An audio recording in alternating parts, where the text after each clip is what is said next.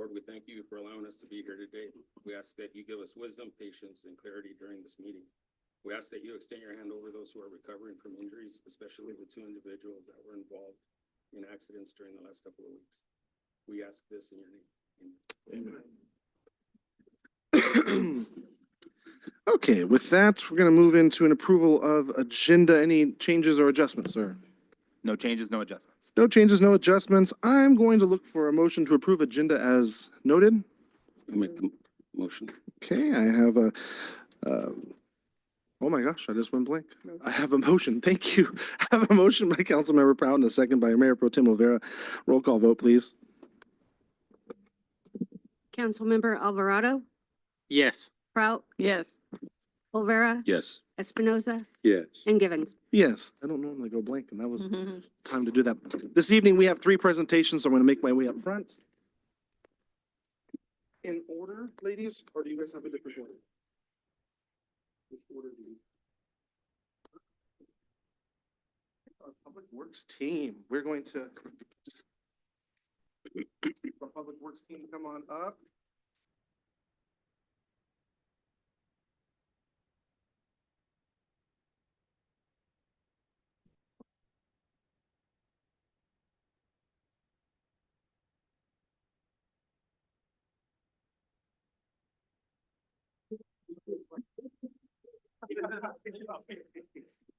Whereas public work professionals focus on infrastructure, facilities, and services that are vital importance to sustainable and resilient communities and to the public health, high quality of life, and well-being of the people of the city of Shafter.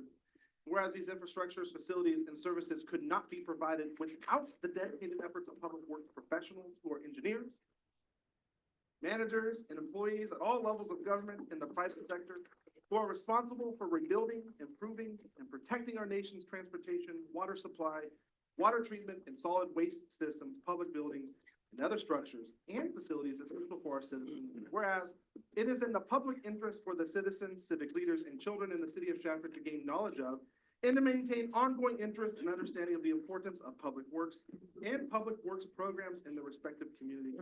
And whereas the year 2025 marks the 65th annual National Public Works Week, sponsored by the American Public Works Association. A lot of words there. Now therefore be resolved that I, Chad Givens, Mayor of the City of Shafter, on behalf of the entire City Council, do hereby designate the week of May 18th to the 24th, 2025 as National Public Works Week.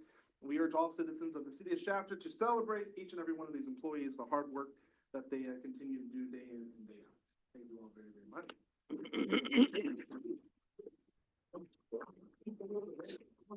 You're like, run on down. I heard you guys planted some really nice grass. You want to talk about that? If I may, I want to, my name is Michael James, I'm the Director of Public Works. I want to use this opportunity to thank the council for this proclamation and for your ongoing support.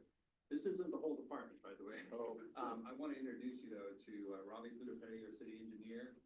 Joey O'Brien maintains the water and wastewater systems. Eric Vasquez maintains our streets. We've got two deputy directors, Marcos Torres and Alex Gonzalez, and then finally Bridget Rubio keeps us all out of trouble as our executive assistant. So this is just part of the valuable team that we have. Thank you all. You good? We're not talking about that. Grass. Ones that the parking lot in? Couldn't have told me the story. It's the first time I feel like I have to be. He's gonna line it. Fred. I'm sorry. You're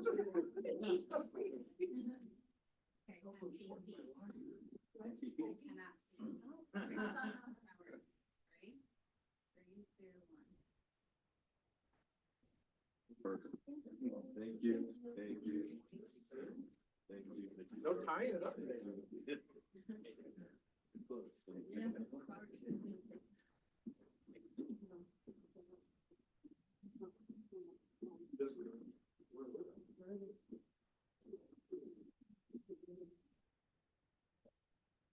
You have all of them?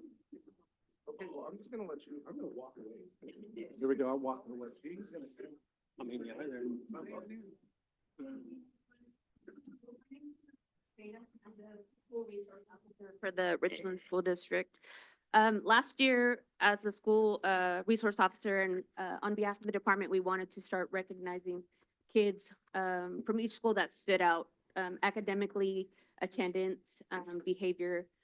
So this is our second annual award presenting this. So I have three of the four students here today. One couldn't be here today. But first up, I have Esmeralda Campbell.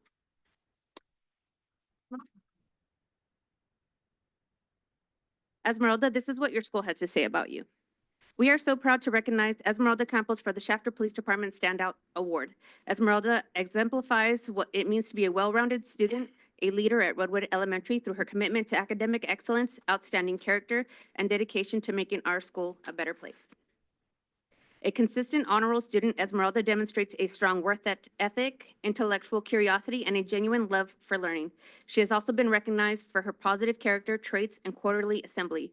Esmeralda is thoughtful, focused, and always willing to go the extra mile to succeed, and to help others. We are honored to celebrate Esmeralda for as she accomplished this year, and we are looking forward to seeing great things her future holds. Congratulations, Esmeralda, the standout scholar of Redwood Elementary.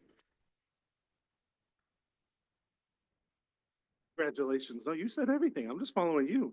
Kind of nice. I can just follow you on this one. No, we will. We'll grab them here in a second. Don't run too far. You can stay up here. Next up, from Sequoia, we have Sadie Ayon.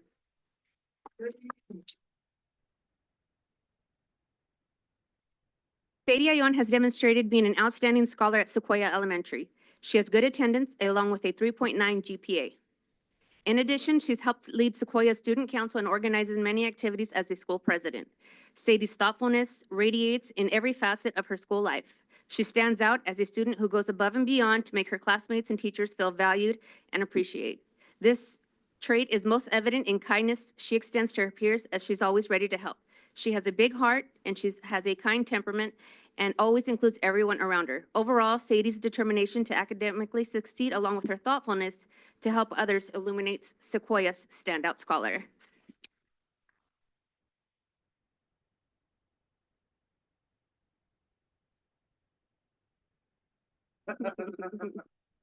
And from our junior high, going on to high school, we have Alexa Bojorquez Aguilar.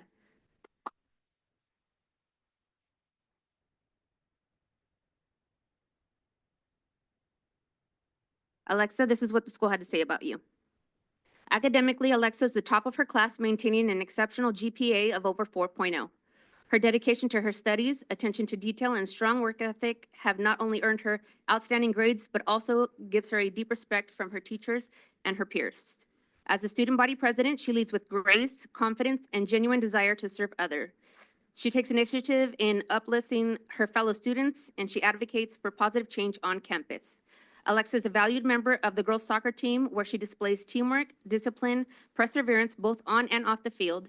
Teachers describe her as dependable, respectful, and always willing to help others, an embodiment of the values we strive here at Richland Junior High.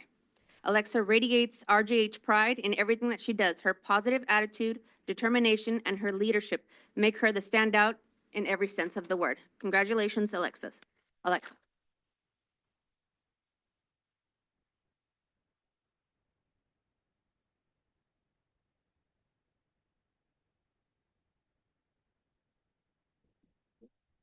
Come on. Go.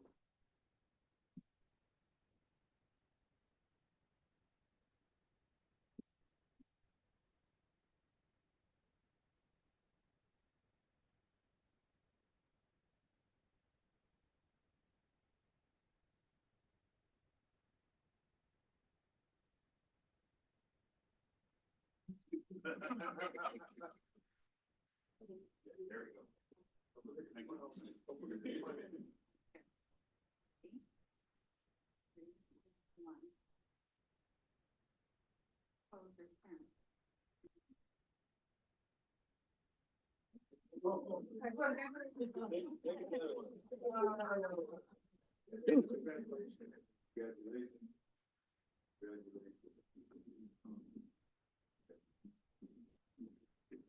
Sometimes that stuff may not. Just recognize that it's not just your school who's representing.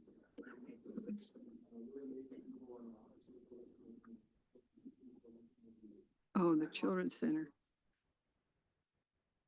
Take that lightly. Recognize moving to great places. Doesn't get easier from here, right? That just means that you're being trained up and ready to go for what comes next. You're afraid to fail, because sometimes through our failure we can grow and have a lot of success. Really awesome. 4.0, above 4.0, 3.9, about 100. Wow.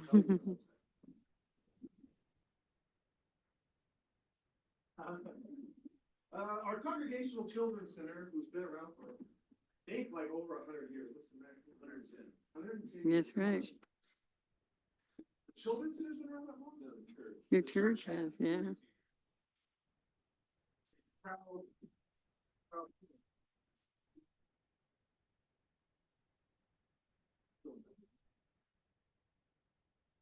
So the Congregational Children's Center, if you're not familiar with it, it's the church right across from my high school. It's officially closing its doors next month. And so there's obviously with changes in education and everything going on, it makes it difficult. But they have been a staple to our community for 45 years. We do want to recognize them for that. So let me read this off. Whereas the Congregational Children's Center has had its doors open for the Shafter community and surrounding area, providing a safe, nurturing, and enriching environment for children and their families for over 4 decades. And whereas in August of 1983, the Children's Center opened its doors under the direction of Lisa Lindgren. In 2007, Rhonda Hayworth became the director, and Linda Garza began as a preschool teacher in 2009 and became director in 2013. Whereas the Children's Center had 2 pastors during its time in operation. Mike Petrola was the pastor when the center opened until its relocation in 2015, and Pastor Mark Shalaba has been the pastor since 2015. Whereas each year the center attracted between 40 and 50 children between the ages of 2 to 5. Whereas the Children's Center has been a safe haven and has positively impacted the lives of almost 2,000 families and their children, fostering their growth, development, and readiness for future educational endeavors. And whereas the dedicated staff at the Children's Center have exemplified professionalism, compassion, and a passion for early education, creating a legacy of trust and respect within the community. Now therefore be resolved by Chuck Gibbons, Mayor for the City of Shafter, on behalf of the entire City Council, we hereby recognize the Shafter Children's Center for the 42 years, 45 years of dedication.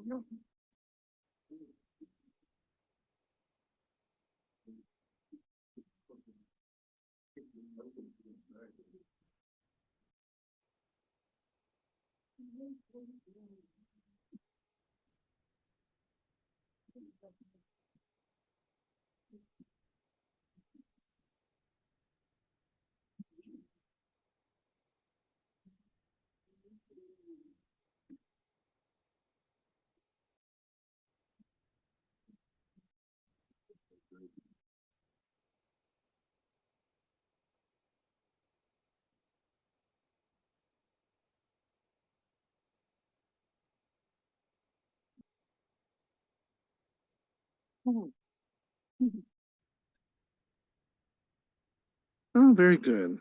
Well, a lot of really cool things happening in our city. Once again, ladies, congratulations for your award this evening and for our Public Works team for all the things that happen. I think with Public Works, a lot of times things happen behind the scenes that people don't know about. They're like the unsung heroes, really. Anytime you see things happen, even with our PD, Public Works is also involved with it. So it's not something that's easy all the time, and they have a lot of stresses that have to deal with to keep the city functioning and beautiful the way that we see it. So again, thank you all very much. Council, anything you want to add or say for those items? No, we welcome you to come anytime you want to come to council meeting. We appreciate having an audience. And congratulations to you and to your family, and make better citizens for our community. Thank you. Congratulations to the students that received awards and Public Works as well for all your service and the stuff you do for our community. I know it's tough sometimes and it's challenging, but thank you for everything that you do. I just want to, excuse me, just want to say to Public Works, thank you for all your service. We get to work a lot together during holidays and all the events that we, in the community, different parades. And without you, we wouldn't be successful. So just want to say Public Works, thank you for all your hard work and dedication and behind the scenes stuff that y'all do. Where's Bridget as well too, wherever she's at. To the students, keep doing what you're doing. This is the beginning, and now you got high school, then you got college, and you got your career. So don't give up, like you heard already from the mayor. Don't give up and don't let nobody tell you different. And just keep your eyes on your goal and just do your best. And as far as the Children's Center, actually my kids went there. So that's how long that place has been around. So, congratulations to everybody. Thank you. I'd just like to say Public Works again, just whatever, echo what everyone else has said. Thank you for your service and thank you for the work that you do. For the standouts, the scholar standouts, good job. Congratulations. Keep up the good effort. And for the Children's Center, that's a lot of years of dedication. Thank you for your service.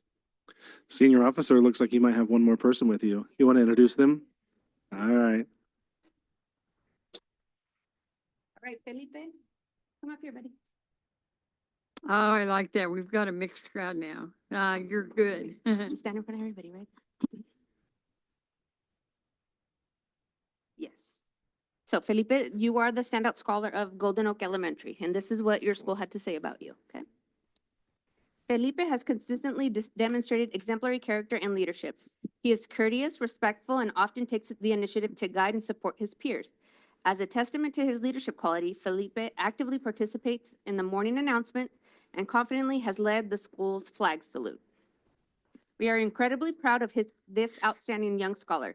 Felipe's commitment to education is evident in his impressive attendance record, currently standing at 97%, which supports and meets the school's attendance goals. He is a model student who consistently upholds our school's core expectations: be responsible, be respectful, and be safe. Notably, Felipe has never had a single infraction reported by any teacher or yard supervisor, highlighting his consistent positive behavior. Academically, Felipe is excelling with a perfect 4.0 GPA. His dedication to learning, paired with his strong moral character and his leadership skills, truly sets him apart. Felipe is an exceptional student, and we are confident he will continue to thrive and achieve great success in his future endeavors. Congratulations, Felipe. Stand right there, buddy. Stand right there, and we'll take a picture with you. Oh, yep.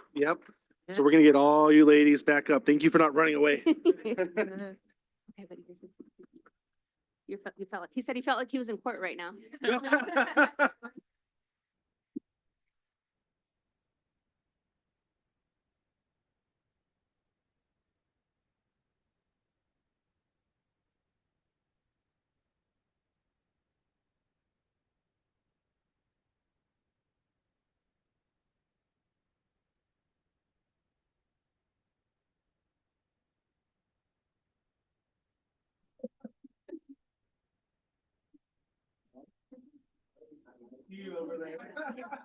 Congratulations.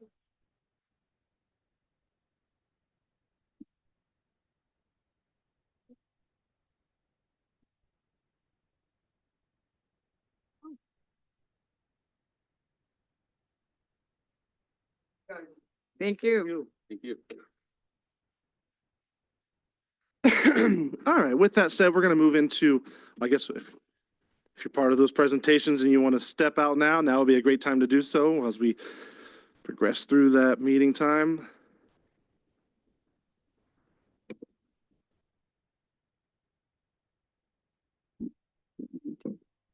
All right, with that said, we are going to move into our public comment time. Public comment is for any person wishing to speak on any item included on the agenda or on any matter within the subject matter jurisdiction of the City Council. Speakers are invited to speak from the podium and address the City Council. Speakers are also limited to 5 minutes unless additional time is needed for translation.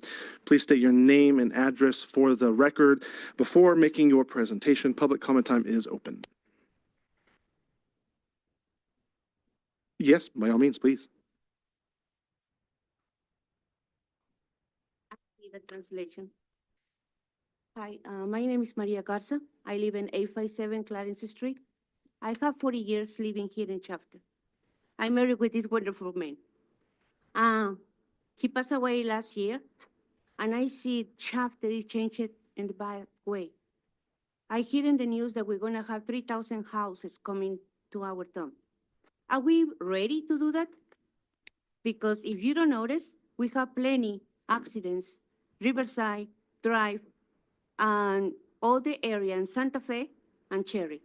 I appreciate the police officers because they are fantastic to be there on time. And talk time, guys, I love you because I can see the lights, I can see where I can drive. But are we really ready for 3,000 homes coming in that area? I don't think so. We have a curve between Riverside and Drive. Semis go in the middle of the road. That's already a couple, 2 or 3 times. I hit them or they hit me. And I see that most of you guys, we vote for you guys.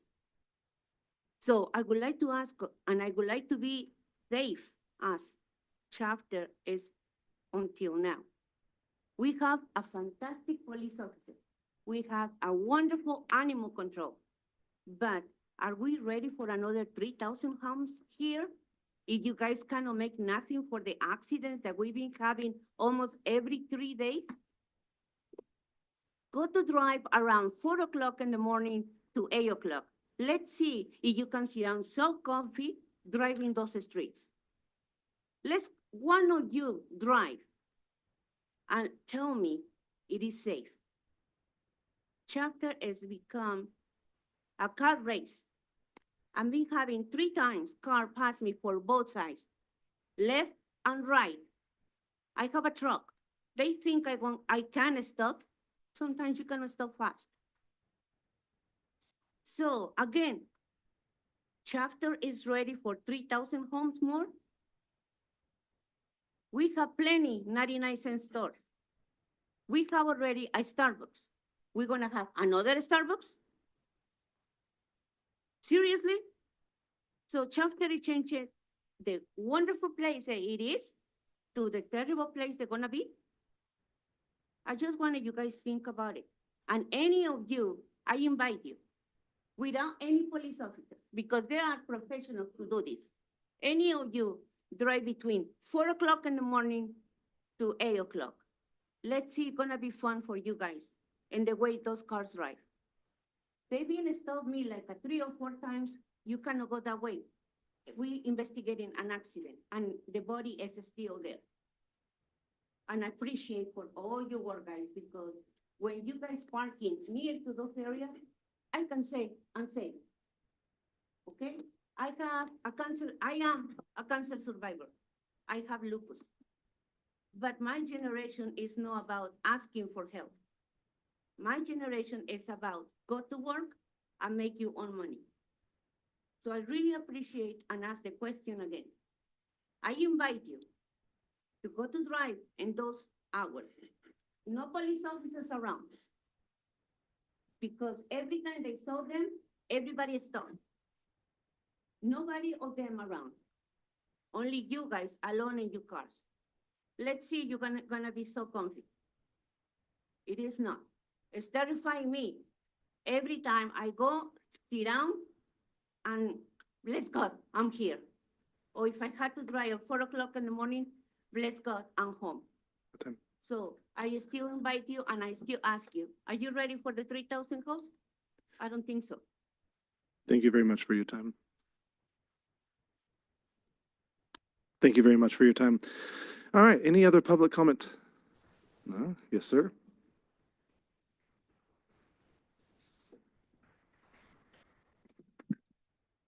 Greetings, council. My name's David Mack, 425 Cross Street, Shafter, and proud father of 5th generation residents of the city of Shafter. Not too many people get to say that. Very proud. 2 things I want to thank you very much. I didn't get to publicly acknowledge. Thank you, on behalf of the Congregational Bible Church. We thank you for this. As things are changing and things are changing in town, unfortunately, it's just not something that can maintain operational. I also came on behalf of my wife as well, who couldn't be here. Had made some comments for me to share. And so herself wants to speak about the Laredo Vision Project and the possible 3,000 homes that could be there. Her name's Angela Mack, or I better say Dr. Angela Mack. She is a fourth generation Shafter resident. Are we ready for the 3,000 homes? Are we ready to change the identity of Shafter? And I appreciate the council and the city coming up and doing a lot of this vision project and working on the city of Shafter. However, I will say myself, as I make the commute down Lerdo Highway every day with the Walmart distribution center coming on a Cherry, it's a constant traffic concern. It's not uncommon for semis to pull out in front of cars. What's the plan as we're adding 3,000 homes, as we're adding the distribution centers? And we know that a lot of trucks are supposed to go to 7 standard, however, they're not. So are we making merging median lanes that are coming on? I understand that there is private land involved in that, as well as PG&E easements. Just making sure, are we looking into that? Are we researching any way? Because we know that 3,000 homes, and I understand this is not coming overnight. This is a 10, 15, 20-year project to get that many homes in. I'm very, very familiar with that. But are we making sure that we're having the foresight to look at these traffic concerns on Lerdo Highway? Do we need extra lanes? Do we need maybe merging lanes as we're moving towards those? Has there been a comprehensive traffic impact study going on that? If so, has that been released to the public, or time that we can give input on that? And maybe a lot of times we have developers do traffic impact studies as they're putting up that, but maybe that's something that the investment that the city, if they haven't already done, that we can do ourselves to make sure that when the developers are putting their traffic impact studies, we have a third party that we can look at to compare to theirs to make sure that they are developing and paying their fair fees for this traffic impact, not necessarily to the minimum requirements, but to the Shafter requirements, because we hold ourselves to a higher standard than other cities, as we always want to. So again, making sure that we're having these developer agreements, that they're being transparent, and that we know that the commitment that the growth pays for the growth, right? But also at the same time, we're an agricultural farmland. That's our identity of who we are. And we're constantly seeing more and more farmland grow away.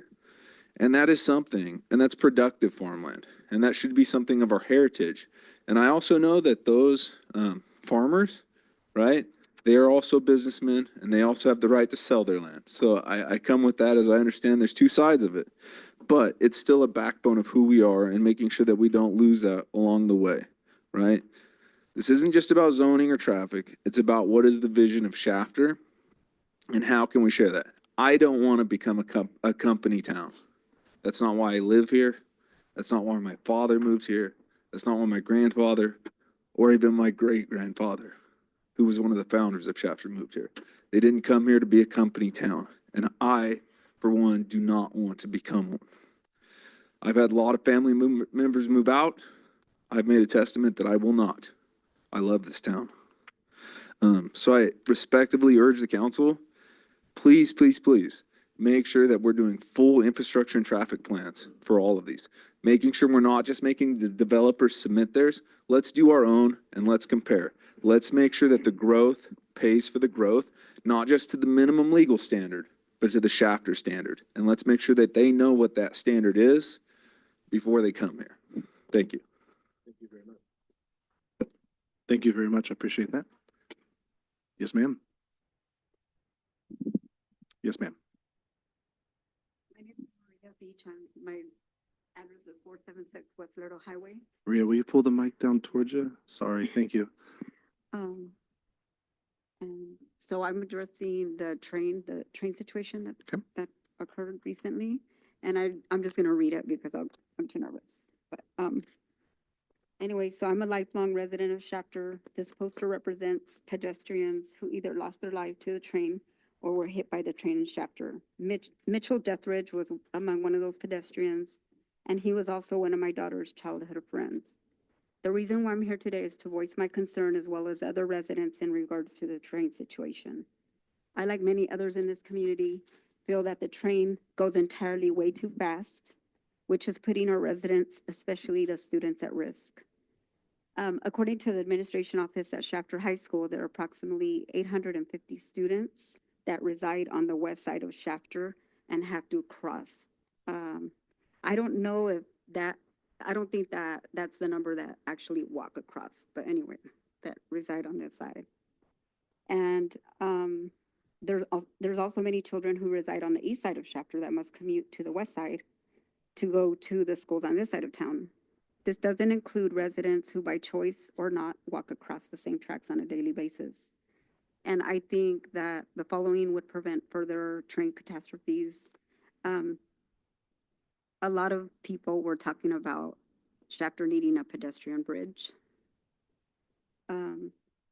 Similar to the one in McFarland, similar to the ones in Bakersfield, like on Highway 178 and behind Truxton Avenue, behind the courthouse. And I think that maybe you guys can reach out to the Federal Railroad Administration in concerns with the issues that we've been having here.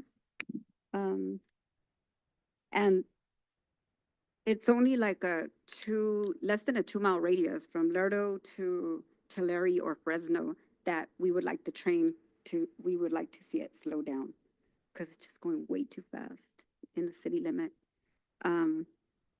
Even if you're driving a car, it's going way too fast, much less for pedestrians.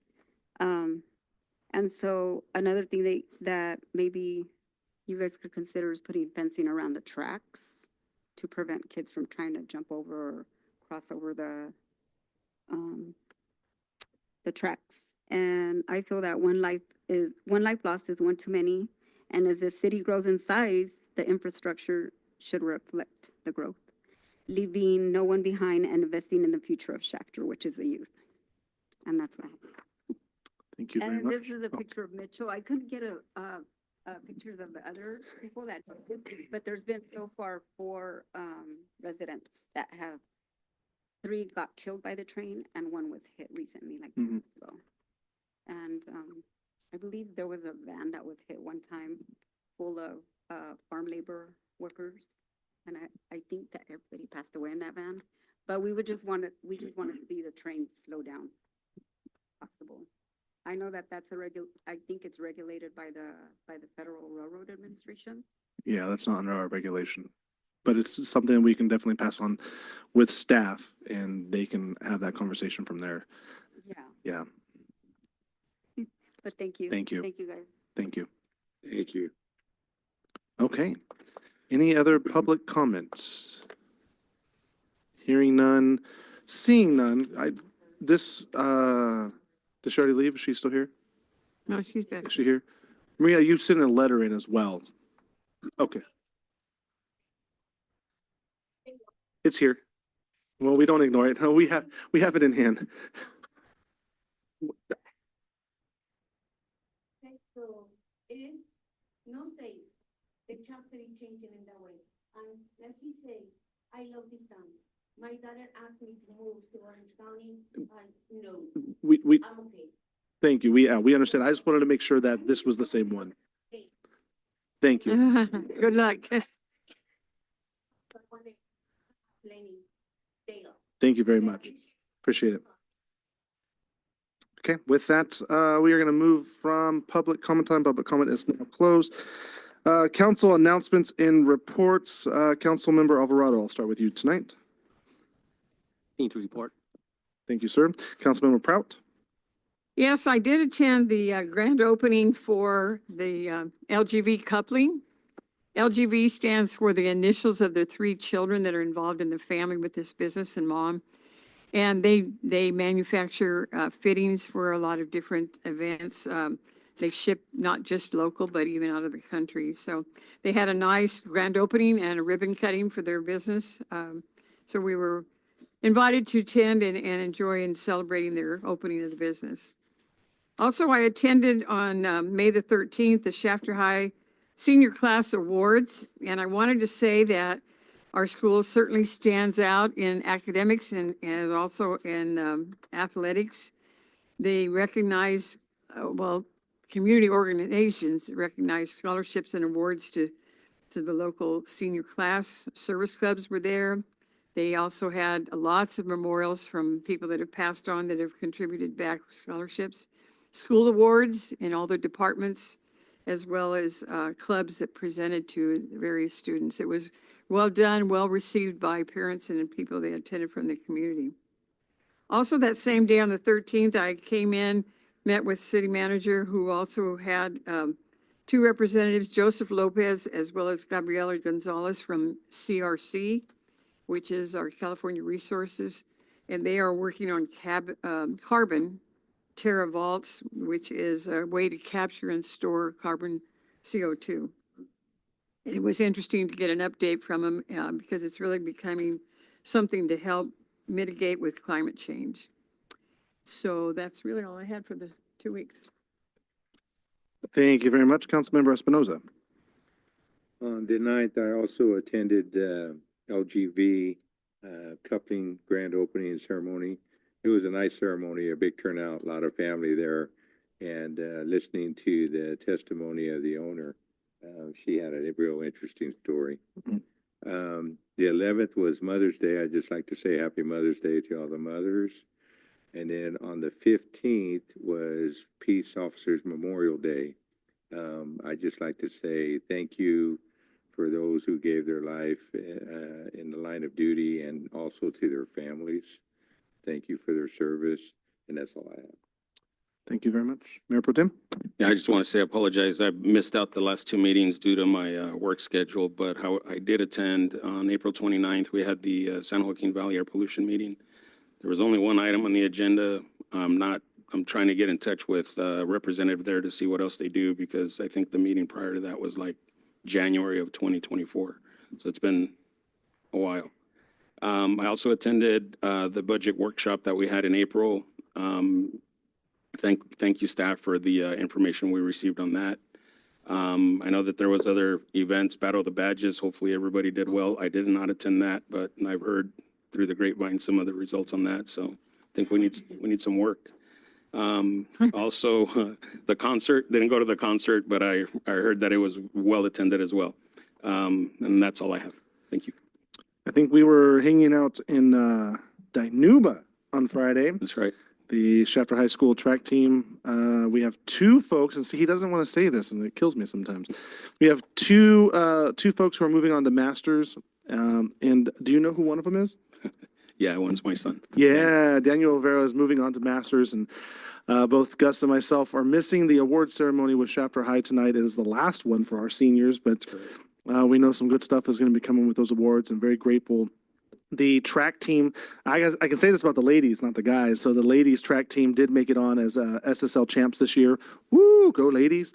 And a good group of them went up to the meet last Friday, which is why we were not able to make the other. Just really awesome. I would say this year for Shafter High Athletics, majority of the teams either won their division and have moved on through the playoffs, and most of them getting into the final rounds of playoffs. In fact, Shafter High baseball and softball are moving through in their rounds. I believe boys golf moved through into the championship round. So there's a lot happening. Really cool for Shafter. Like just seeing everyone grow and do so well. Absolutely love it. So it's been a long few weeks, but one that's been pretty nice to see. A few quick things. Our last, well, it's not our last, but our last first Friday of the summer is coming up on June 6th. So make sure you let everybody know that. We have some local talent who's going to be taking the stage, and excited for them going to be up there. And it's just going to be a really, really fun time, praying for good weather that's not in the 100 degrees. Let's go like 85. I can live with 85. Perfect. That'd be great. Yeah. All right. With that said, we're going to move into our consent calendar. This evening on our consent calendar, excuse me, this evening on our consent calendar, we have 9 items. Item number 1 is to approve general checks. Number 2, to approve payroll. Number 3, approve overtime report. Number 4, approval of minutes. Number 5, accept 3 bids received for the purchase of a new street sweeper and award the purchase of the street sweeper to MME Equipment for $397,593.98, and authorize a budget adjustment by reallocating available funds from the street division maintenance and operations budget to the fleet replacement account. Number 6, authorize purchase of property with APN 028-29008 for public street right-of-way for the roundabout project at Highway 43 in Santa Fe in the amount not to exceed $45,000. Number 7, approve the replacement of 2 old Juniper branded network switches in the amount of $17,922.46. And number 8 and 9 are really fun. Number 8, approve the project plans and specifications for the construction of the police department substation site improvements in Gossamer. And number 9 is to approve the project plans and specifications for the construction of the Shafter Aquatic Center Site Improvement Project. With that, any questions, comments, or concerns? Otherwise, I'm looking for a motion and a second, please. I'll make the motion. One sec. All right, I have a motion by Mayor Pro Tem Rivera, second by Councilmember Espinoza. Roll call vote. Councilmember Alvarado, Yes. Proud, Yes. Rivera. Yes. Espinoza, Yeah. and Gibbons. Yes. All right. This evening, we have one item on our public hearings docket. Item number 1 is the status of vacancies, recruitment, and retention efforts in accordance with Assembly Bill 2561. Carol? Good evening, Mayor and council members of the Shafter City Council. I am your HR Director, Carol Chavoya, and I'll be providing you with information related to the new requirements under Assembly Bill 2561. Next slide.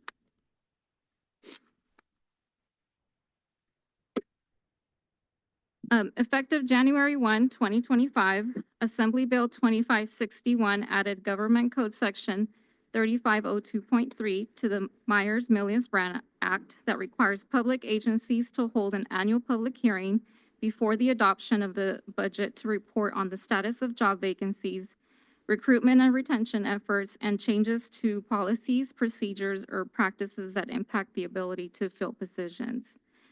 We must allow employee organizations to make a presentation during the hearing.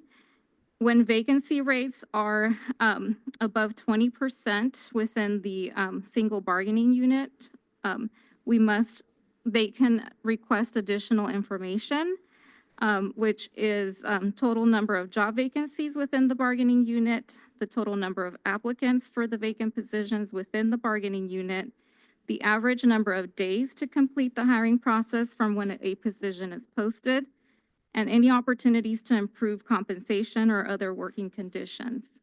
Next slide.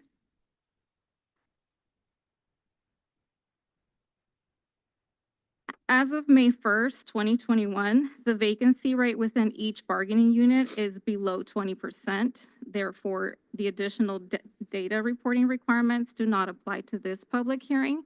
However, if at any time we go beyond the 20%, and at the request of the unions, then we would have to present again on this, just to kind of give them the opportunity to, see why we're having the difficulty in recruiting. The Shafter Public Works Unit, SCIU Local 521, has 24 authorized full-time positions with 0 vacancies, resulting in a 0% vacancy rate. The Shafter Police Officer Association has 47 authorized full-time positions with 5 vacancies, resulting in 10.64 vacancy rate. And the non-represented group has 66 authorized full-time positions with 4 vacancies, resulting in a 6.06 vacancy rate. Next slide. The following is the status of the city's vacancies as of May 1st. Again, as previously mentioned, we don't have any vacancies for SEIU. For SPOA, we have 1 police dispatcher vacancy. This position has been vacant since April 26th due to a promotion. We ran the recruitment from April 25th through May 9th. We are scheduled for a written exam for May 29, and interview dates to be determined depending on the results of those exams. For police officer, as of May 1st, we had 4 vacancies. This recruitment is open continuously as we continue to make our efforts to fill these positions. Currently, we have 1 lateral and 3 trainees in the background process. And then for the non-represented, we have an administrative analyst for economic development vacancy. This position was left vacant to allow the new department head to assess the workload in that department and to make sure that, that position was still needed. We did receive a request to fill the position recently, so we ran the recruitment from April 10th through April 24th. Interviews are scheduled for May 28th, and an eligibility list will be established, and the highest ranking candidate will be offered we will make a conditional offer at that time. For building inspector, we have 1 vacancy. This position has been vacant since February 4th, and it was the result of a resignation. The recruitment was open from February 6th through April 6th. This was a lengthy recruitment period due to the lack of qualified candidates. However, we did hold interviews.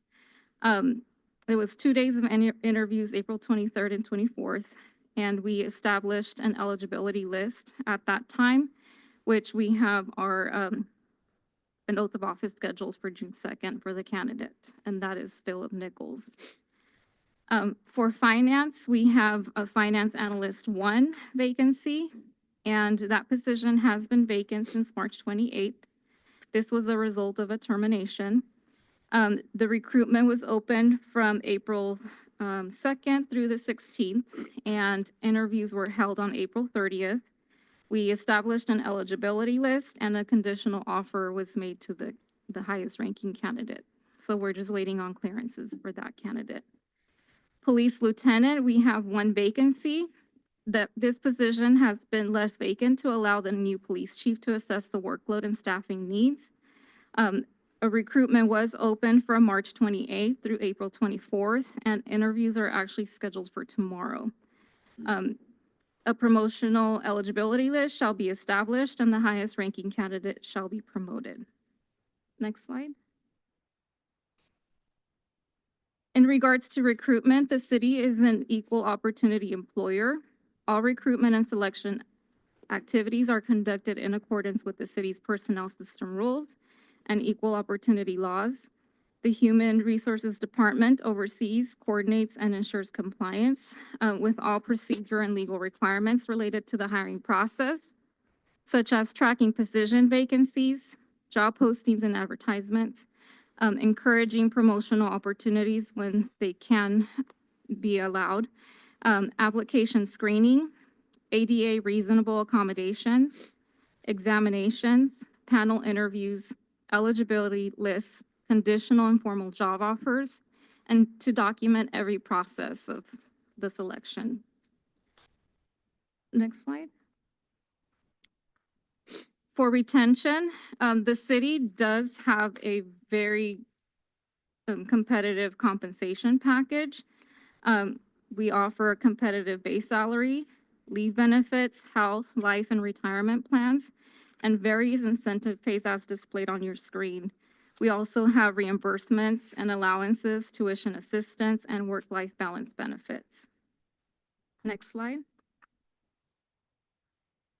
Challenges, we have not faced any challenges to fill vacancies for SEIU and non-represented positions. However, we continue to have the challenge for police officer recruitments, but this is a nationwide recruitment. It's not only City of Shafter.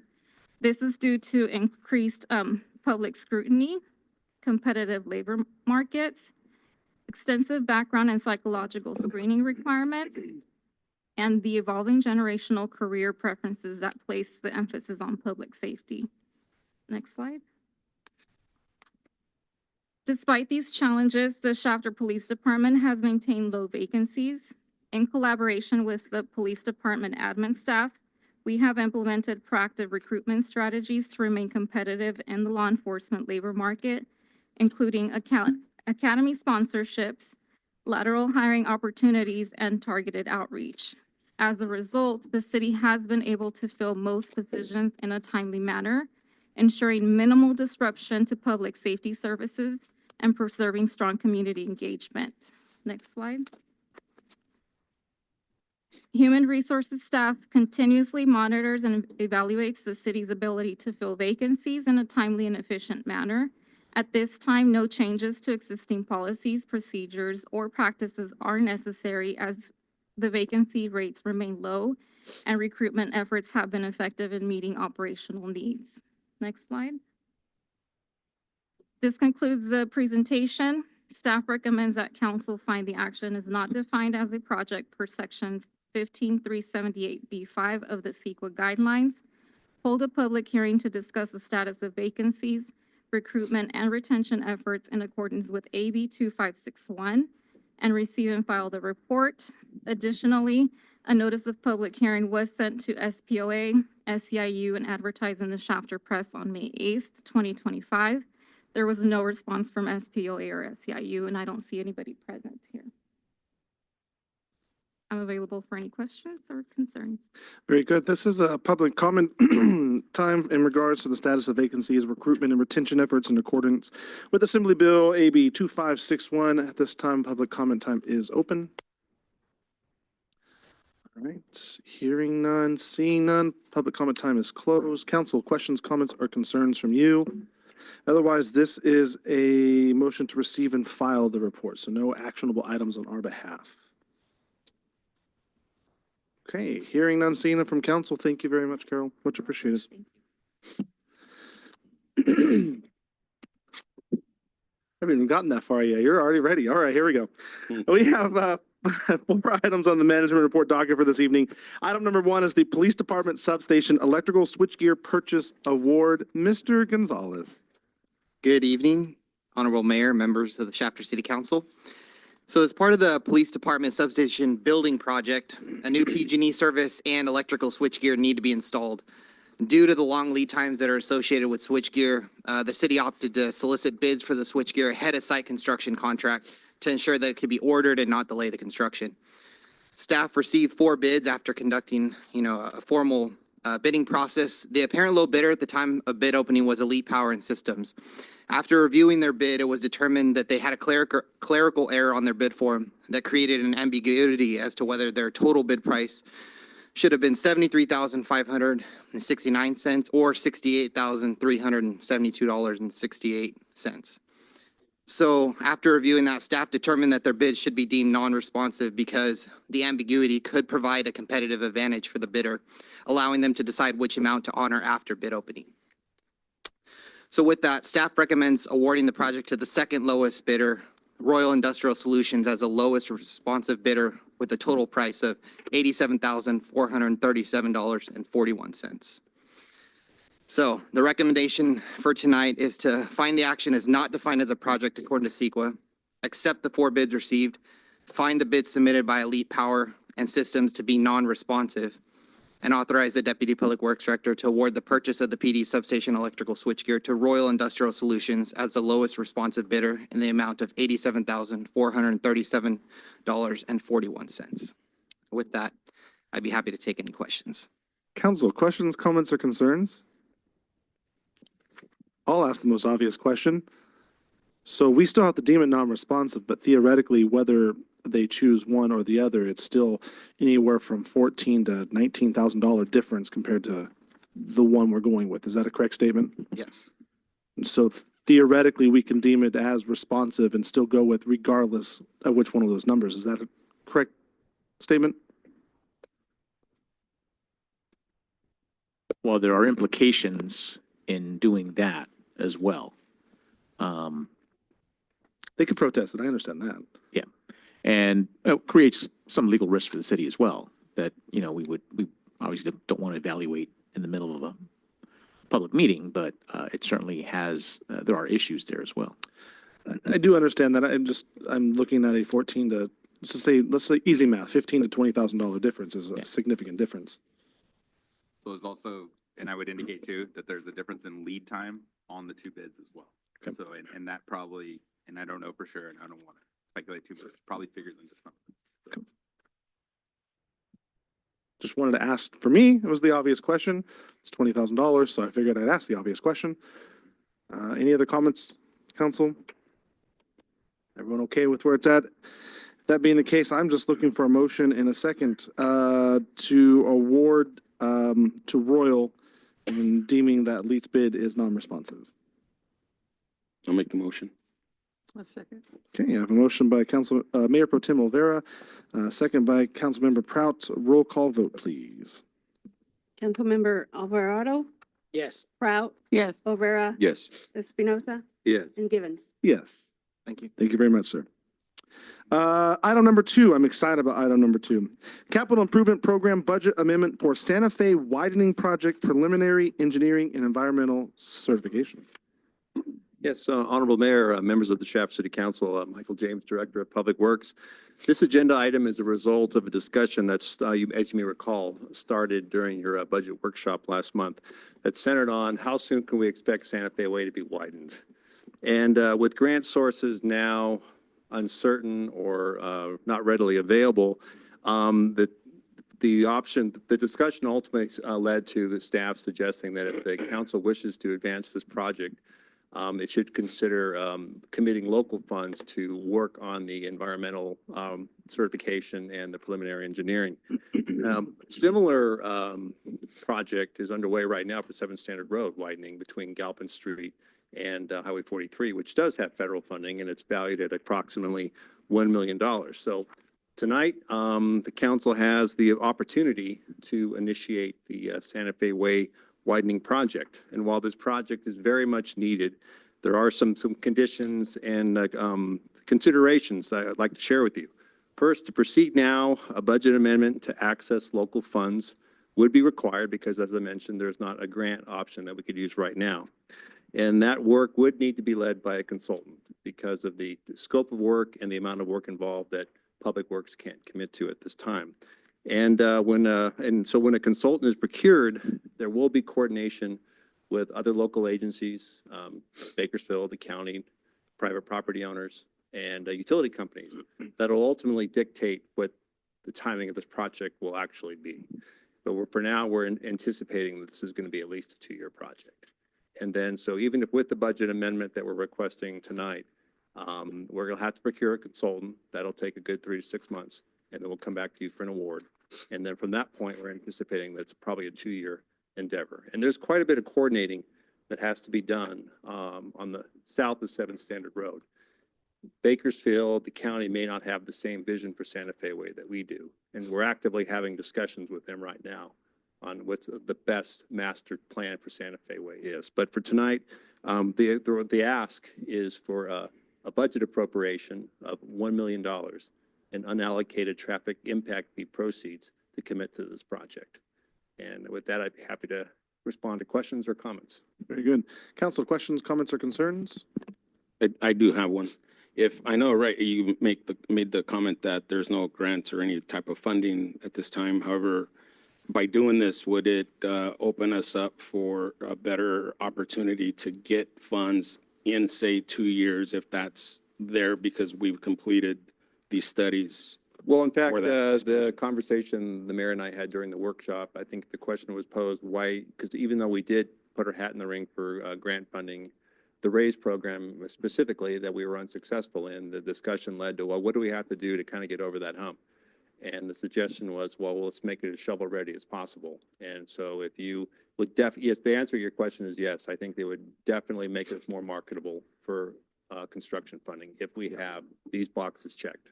Okay, thank you. That's all I have. Questions or comments? Hearing none, seeing none. Council, I'm looking for a motion in a second on said item. I'll make the motion. I have a second from anyone? If not, I'll make the second myself.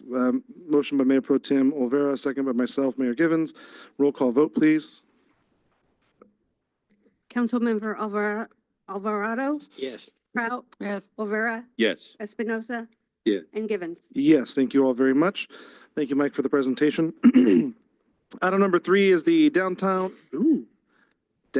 holiday display discussion. Dr. Franz. Honorable Mayor, members of the Shafter City Council, David Franz, Community Services Director. The downtown square is an important focal point, as you know, for community pride, engagement, and civic identity. And the city has supported displays, holiday displays, event displays downtown for really, you know, a range of purposes, including encouraging residents to come downtown to take photos of their family, to share those photos on Instagram, and then encourage more people to come downtown and generate more foot traffic, and to celebrate things that are important to our community. Starting in October, those displays have been designed and created by the Community Services Department with the support of the Public Works staff. In those 8 months, there have been 5 displays most of those, in fact, all of them have had a significant amount of original work, so that they were creating things from scratch, or significantly revising things that were already in existence. Staff is looking for council direction on how to determine which holidays to focus on, scope and scale of this project, and how should we think about resources, allocating resources for this project. So it's kind of an open discussion regarding the downtown displays. Okay, very good. This is open discussion, council, in regards to what's happening on the downtown displays. If you are wanting to see more and or less for what's out there, I will tell you, it's been a really nice effort having that out there. I know you did a lot of the, Yeah, we originally work. started it a long time ago excuse me. on a pretty slim budget. As you well know, we started Public Works guys that have been through the years only helped us in putting them up, but we started with, we would get branches on the almond trees and sprayed them white, and then we could hang things from these branches. It started with the holiday time, Christmas and into Valentine's. And then it kind of just evolved a little bit. Never spent a huge amount of money until we actually got the real tall tree out there. But prior to that, we always had a nice celebration with Christmas time, not just in the square, but even around town. And I think it's probably worthy right now to even say through all these years that it was always well received. It had some little hiccups with, before we even had the raised bed. I think Chief was on duty, was available even then, when he just drove through the corner and lights went down the street, followed him all the way home. And Mom was most embarrassed to realize later that, I mean, it had been carried off from downtown over the railroad tracks to the house, and came over and apologized because he had damaged this display. But you know, it was so well received for so many years. But I think we're at the point where we need to do something maybe different. I'm not sure that I have the full answer, but I know we've tried different things that we could see citywide that's there long-term and doesn't have something for every season, every month, or every deal. We've gotten to the point where we can raise it. We can raise the level up and still have a really nice feel when you come downtown. Things that are unique always are well accepted especially in smaller communities, but I think the time is ready for change. So just to summarize, what I'm hearing is less, maybe no holiday displays and more. Well, when you something say permanent? holiday, I don't know that you'd leave out Christmas. You can always add Christmas in there because it is so festive. But Okay. breaking down into the individual ones could move on to something else. I mean, we even did the upstairs over here in this building that, I mean, I was looking at some of them on my camera even recently. There was really a good focal point when people stopped at the stop sign.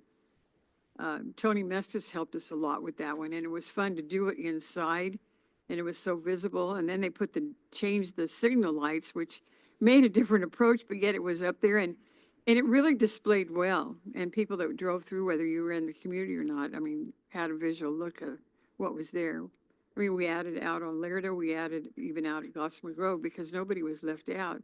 So, I mean, it was well received, but maybe we need to just look at something that's improved and more long-term. Any other comments? Yeah, I think that, you know, changing it with the major holidays and the seasons, I think it's been well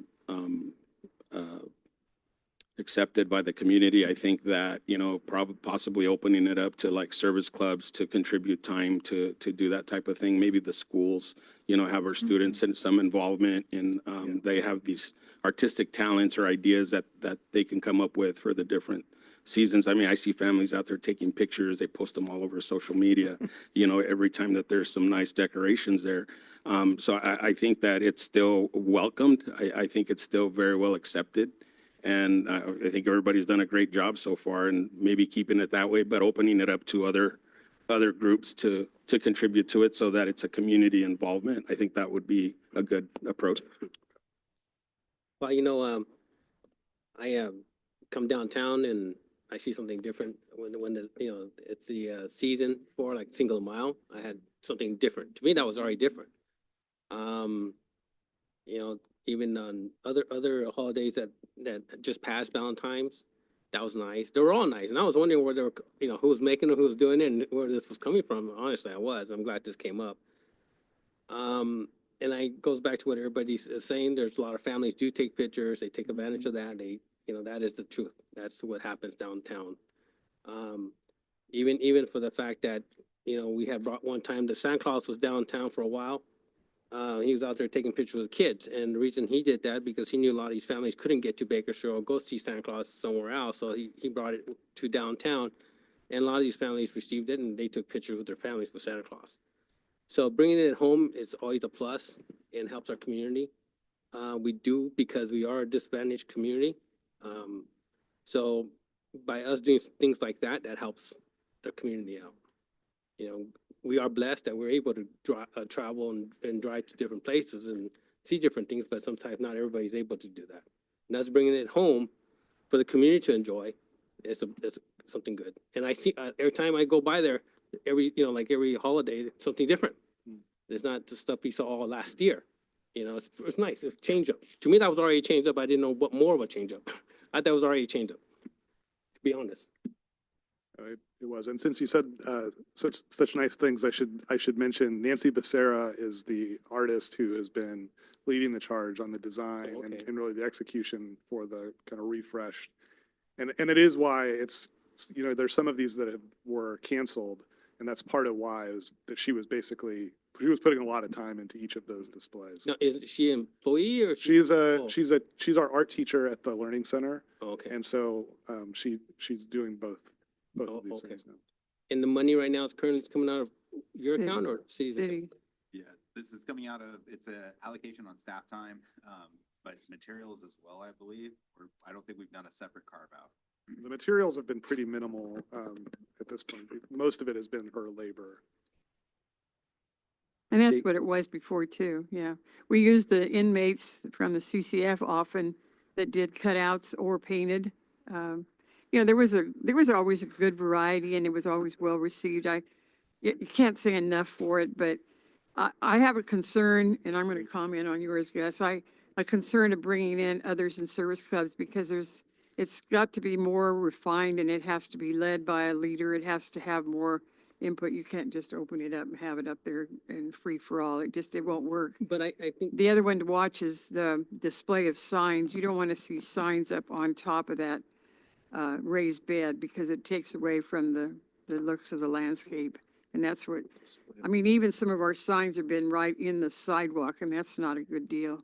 What do you mean display signs? I don't understand. Signs, well, it advertises for the first weekend, the first Friday day, or even when other clubs put signs up for a fundraiser or whatever, they shouldn't be in the sidewalk and they should not be up on top. You can put Like them the over on pancake the breakfast side. stuff? Yeah, you don't want them up like that. That's not a good look. That's not a good appearance. So my comment wasn't free for all, but to have some type of direction, correct? But have the support from the community to help. Yeah, we get did it some done. of that. We did some of that before we invited a class that made some of the stuff that you displayed, but it just takes more effort because I was all volunteer and now we're having to use staff to do it and it's really cutting into their time and so you'd have to have it pretty well organized. I think your point in saying that, you've got classes actually at Shafter High who focus on doing that, and you've got administration trying to figure out how to dive deeper into the community. So if it's being led by her, right, you may have a different style of work release programs that you can work with, and not the same inmates, right? But it's definitely a bunch of kids who would end up getting a grade for doing the work, and they'd love to do it. All he's getting to is you have options of not just putting it All on solely on one person to do, not just the thought pattern, but the work too, right? I think I Yeah, understand. we that. did the high school too. just the way you did with the did that. painting on that wall. Exactly. Yeah. You didn't have a free for all. Anybody didn't go on there and do Mickey Mouse, whatever they wanted to do. There was somebody in charge, and that person in charge made sure everything came the way it was supposed to be. Pete, anything to add, sir? It's a tough call. I personally like the decorations, you know. I mean, looking at how expensive they are, you know, to maintain them and put them up and take them down. And where do we store this stuff when it's not being used? Yeah, so it's out at the Public Works yard. And I should also say the Public Works staff that does a lot of help. They do cutting plywood, they do a lot of the setup too. So yeah, there's some space at the Public Works yard. We have a pretty extensive library of past and present Yeah, displays. Yeah, we have to cull it out sometimes. yeah. So, I mean, you're spending this money and you're looking for direction. So let me- Can we yeah, keep doing it? Do we maybe- allot for it? Do we Maybe I could get a fundraise? sense of the number. So we've done 5 in the last 8 months. Is this a good pace? Would you want more? And if so, then we could talk about, So how I we're gonna guess actually do that. if you're looking at your agenda report, folks, there's a list of dates or events. That would be the ideal place to land and at least have the conversation on, do we want every single one of these events, or, you know, we can get rid of this one or that one. He has good notes up here that give you which ones were done, which ones are scheduled, and which ones were canceled. For instance, had a lot of heartache on the Easter one that was canceled. A lot of the community wants to see Easter up. We've always had that. And so that's one that I would advocate to say, keep on there. But I can understand why St. Patrick's Day would have been canceled. And then, you know, at least on my agenda report, page 199, you'll see right at the top of it, football season from August 1st to October 1st. That one shows right now canceled. Maybe that's one you want to put on there or not, but I would say you've got a good working list to start with, and let's at least go down based on activities, more or less. If you're on iPad, I think I'm on page 198 and 199. So why was football canceled? We haven't had football up there for some time, but, I you have no know, idea. and right now, there are more sports that are, now that's runs into another thing too. They run more sports that are shining bright too, so that's kind of tough. But all of them were fun in their own way. It's difficult to say what you're gonna give up. I think football is just something very unique, huge. Yeah. The rivalry with Wasco, Burn the Tiger. It's like almost a holiday. We should get said a Burn the day off. He said burn the Tigers. But not downtown. Yeah, let's go. No bonfire. Bring in the bonfire downtown. Here we go. If I were to advocate for anything, I would say keep Easter on, don't cancel Easter. Please don't cancel Easter. I understand both sides of football season. I really do. It is nostalgic. It is something that's big, But it's good for but feedback. it's also one of those things where, It's fall. yeah, so you're getting ready for fall time. Flip a coin, see where it lands on football season. I understand canceling St. Patrick's Day. I think that's just like throwing one more in there, like I would just jam one more in there. That's a lot. So I can understand canceling that one, but I would say please keep Easter. Everything else on here looks, It's pretty obvious you want Easter. I like Easter. Because Easter runs into so many right at that same It time of the spring. does, but it's also one that I don't want to give up. Because you need to have a couple weeks display if you're gonna do something, so. I like Christmas. I know. Don't give up Christmas or David Easter. talked about it at one Yep. time. We said something, try to do by quarterly. You know, it just, yeah. They're all special in their own. You It know, just makes more sense to land on it- actual holidays, especially national holidays or things that we see. It's pretty on the obvious you want calendar. Easter, but. It's not just Easter. I'm going to tell you Christmas. I'm going to tell you Valentine's Day. I'm going to tell you Easter and 4th of July are the four that I would say you got to stick to. But Shafter, we have the largest Cinco de Mayo festivities, which means that one has to be added on here as well. And I think that makes a lot of sense. So as far as Shafter's concerned, that makes sense to have it. You're keeping holiday tradition. You're keeping who Shafter is, because Shafter is very much community driven. And everybody knows it. I mean, when we were kids, we used to, I tell you this all the time, we used to have the little things that strung across the street on the light post. Bring those back during Christmas, right? I have never heard the story about somebody running off with Christmas lights in their Oh, vehicle, yeah. but It was one of your neighbors. that's fantastic. He drove through it, oh, yeah. They were So, driving by. you know, like that's Shafter. I like the nostalgic. That was his Christmas lights. Yeah. Probably. They were ruined by the time he got home. But I would say go off the calendar, folks, and at least give some type of indication on that route, and that would probably give them an idea what works or doesn't work, and what that cost would be. So do you know what calendar? I'm just looking at this one that's on the. If you'd like, we can, David, if you would just read them out, what's on the list Right, currently. right. So currently on the list is, well, it says fall theme, but that was also the Thanksgiving, then Christmas, Valentine's Day, St. Patrick's Day, Easter, Cinco de Mayo, 4th of July, and football season. Any of those you can't live without? Oh, no, how is this? Any of those you can see yourself canceling, council? If I was gonna vote 5, it would be Thanksgiving, Christmas, Easter, Cinco de Mayo, and 4th of July. Those would be my 5.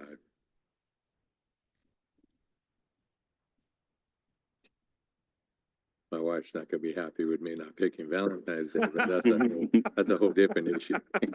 That's what I'm saying. It's tough. I'll get her some flowers. There you go, on Valentine's Day. Yeah. You can always add Chocolate. to it down the road, though. Sure. Once you get something established, you can always work through it. Yeah. Well, and some of what took so long this time is some of the stuff can be reused. Right. Some of it was a refresh. So Dave, just real quick, the stuff that we had in the past, are we storing that still? Yes. Can we auction that off or have maybe somebody? No, they just destroy it. Oh, it's not usually in shot. good shape. It's also It getting fades. reused. in a Yeah, lot it's of cases. faded out and it's been recycled often and some of the things you can, some of them you I can't. also put For- in my corner. Hey, for football season, you got some of the cutout cheerleaders. One's missing a leg. Oh, they're bad. The other one's got like half her shoulder She hasn't even gone. been used.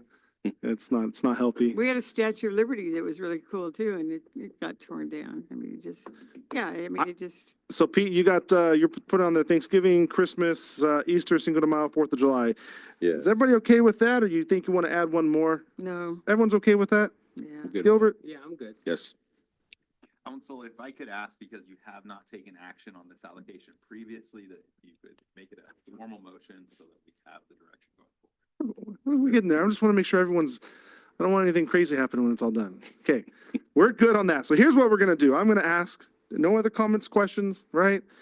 All right, I'm gonna ask for a formal motion that, for our downtown holiday celebrations, we keep the following items, on the calendar, which would be our fall theme for Thanksgiving, our Christmas winter theme, Easter theme, Cinco de Mayo theme, and 4th of July theme. Those are the 5 items we are asking for on a calendar basis, and I need a motion and a second for said items. No, second.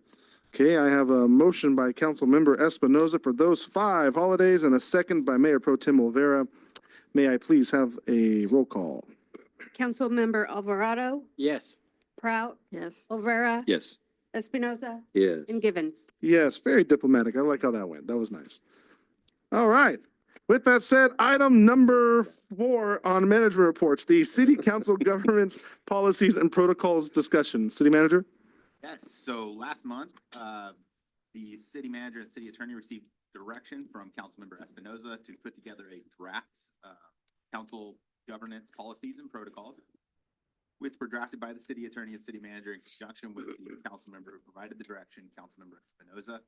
We pulled together a draft of council member, governance policies and protocols for you guys to discuss. It is 8 pages. I will not go over it in detail. I will hit the major categories for you guys. General responsibilities of public officials. This lays out general responsibilities across the board. There's a separate designation for general responsibilities of public officials in meetings.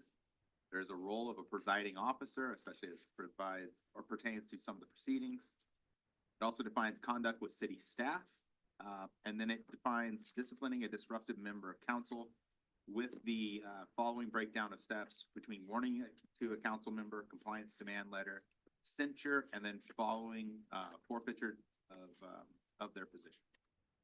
That is up for you guys to discuss and provide direction. Council, I hope you've had the time to go through and read through these items. I'm looking for any conversations that you would like to have on said items. So if we agree tonight, that becomes law in a sense? These are just norms when it's all said. One of the things you should be aware of is that the charter language regarding the forfeiture of office says that we are required to follow the procedures that might be in place via ordinance. So if this is something that you're comfortable with, what we are looking to do is to then look at whether we bring the entire thing back as an ordinance or just the disciplinary measures portion of the protocols as an ordinance. But it does require an ordinance. Okay, any discussion? Yeah. I have one. I think that, we should review the charter and then once we have that and dialed in, then we can go ahead and institute some protocols to make sure that we're aligning the way it should be done. That's just my thoughts. I did read through them. I have some concerns with the language. I don't want to create challenges that would impede us from conducting business. And I think the wording, the wording is kind of encompasses too much of, in a sense, black and white, where it's very direct to where certain things could be misconstrued as not being taken the way they're meant. Yeah, there's no room for I guess for interpretation, I guess, in a sense, yes. So I think that maybe reviewing the charter and then coming back and making sure that everything aligns would be something that would be appropriate. It's just my thoughts on it. You know, we've had some norms before. Did you get a copy of the norms from before? I got them like And they're pretty basic. When we did that years ago, it was patterned after Claremont, I believe. And the only comment I might say on it, you can have norms and they're flexible only because some people will go by it and some of them don't. It's the same thing with anything else. I think it just keeps you on your toes, if nothing else. I mean, it makes you aware of what your responsibilities are and how you should conduct yourself. As far as all the words that are on there, they're just words that, keeps you straight. And we've already reviewed the charter. We don't need to review the charter. I mean, I didn't understand that we were going to consider this as an ordinance. Norms are not, just like bylaws, you have standing rules and bylaws. Isn't that correct? Yeah. The portion I was talking about is only the enforcement provisions. Yeah. Okay. I just would like to maybe, I was gonna go as far as the workshop, but I didn't want to go that far, waste people's time. But at the same time, if we're gonna make this the law and only focus on the disciplinary part, but then the question becomes, how you get to that point? What is it? What caused you to get to that point? And it's just, and it doesn't affect everyone. It affects maybe not this council, but maybe next year's council, because there's 2 seats coming up. New council come in, maybe they have different ideas. Maybe they want to get more involved, or who knows? But it's just something, the norms we're talking about, I remember that norms when John Gwynn was here. The norms then said you couldn't endorse a politician. I endorse a politician, So, but it's just, there's something about those norms that I gotta make sure it's fair. Even though we're elected officials, we're elected by the community, and we're here to serve the community. But again, nobody wants to get in trouble, but what's the cost of getting in trouble? Clarify it without gray. I know the charter had one gray area, and that has to go with the city attorney. City attorney was a department head, but at the same time, it was not a department head. So can it became a question. So those are the questions. I don't want that to happen here if we make this law. Law, I may be using the wrong word, law, but I don't want to be held by something that's gray. Yeah, maybe I can clarify. So if we receive direction on what it is that you're comfortable with respect to the council norms, those are typically either just adopted or adopted by resolution. The portion that I'm talking about is talking about the enforcement. What it says in what section is this? It's under conduct of Section council. 4.08, where it's talking about provisions about forfeiture of office. And it explains what types of things would lead to a possible forfeiture of office. And it has a procedure. And what it says is, for purpose of determining whether a council member has violated this charter pursuant to subsection above, or has violated any ordinance establishing standards or the conduct of, To clarify, Council, Marco's reading from the charter. Yeah. From the charter, yeah. Well, you have some of that in It says, too. yeah, it says that the city shall by ordinance establish procedures for conducting the administrative hearing and qualifications for the appointment of a hearing officer, which is in that enforcement section. So that's the section that I'm talking about. If you wanted to enforce that section, we'd have to adopt that particular section by ordinance. But we don't have to adopt the entire norms as part of the ordinance. You can do that separately, either with or without a resolution. Okay. And I would indicate a lot of the norms and protocols that we looked at least early on, typically last for an election cycle or less. They are not something that's carried on. Right.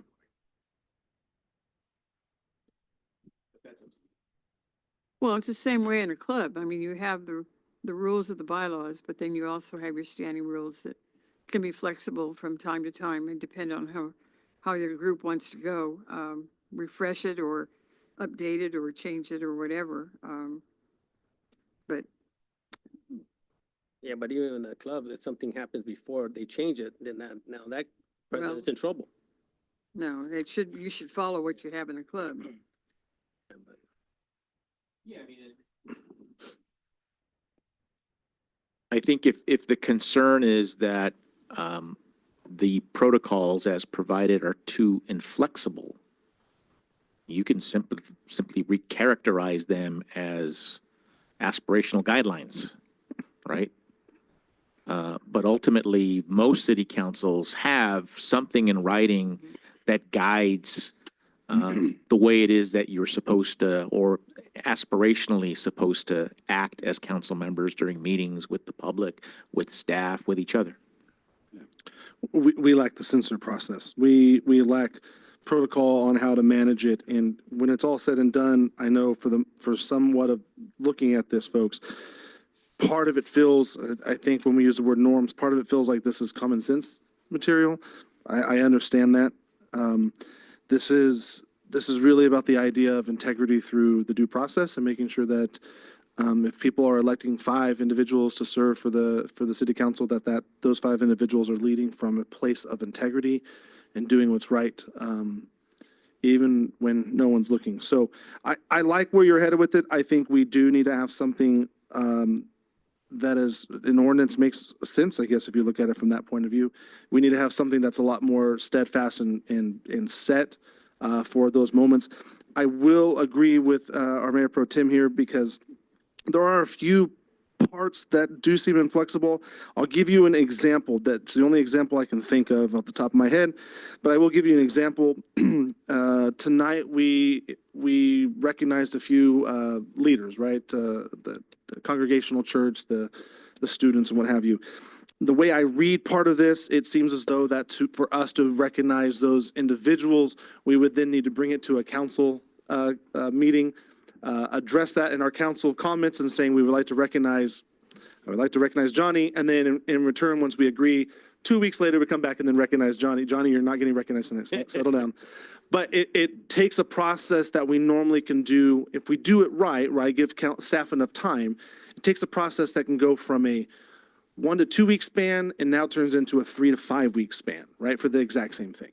So those are the really odd pieces that I don't want to be so rigid in those moments. Trying to be flexible in how we move through this is what I'm concerned about. I would just point out, and part of this is we really have no procedures to handle even putting up who does proclamations and stuff like that. So right now, and we can default to that, but currently any council member can put any item forward that they wish. So, Right. And that's currently default. So we would go back to that setup. Yeah. It almost feels, I guess, if I could make a cake, have it, eat it, enjoy it, and never gain a calorie. What I would like to see is more or less broken up into groups. So like a good example would be a benevolence group. We have situations where we do have staff members who have family who have passed away recently or have had accidents, and typically we send flowers to them. They haven't. Yeah, we haven't. I understand that, but in those situations, it would be nice if there were groups that were segregated here so that there could be benevolence groups, recognition groups, whatever the case may be. So that way we're not having to go through this really lengthy process here. We can still manage it and it still goes through at least a checks and balances ahead of time.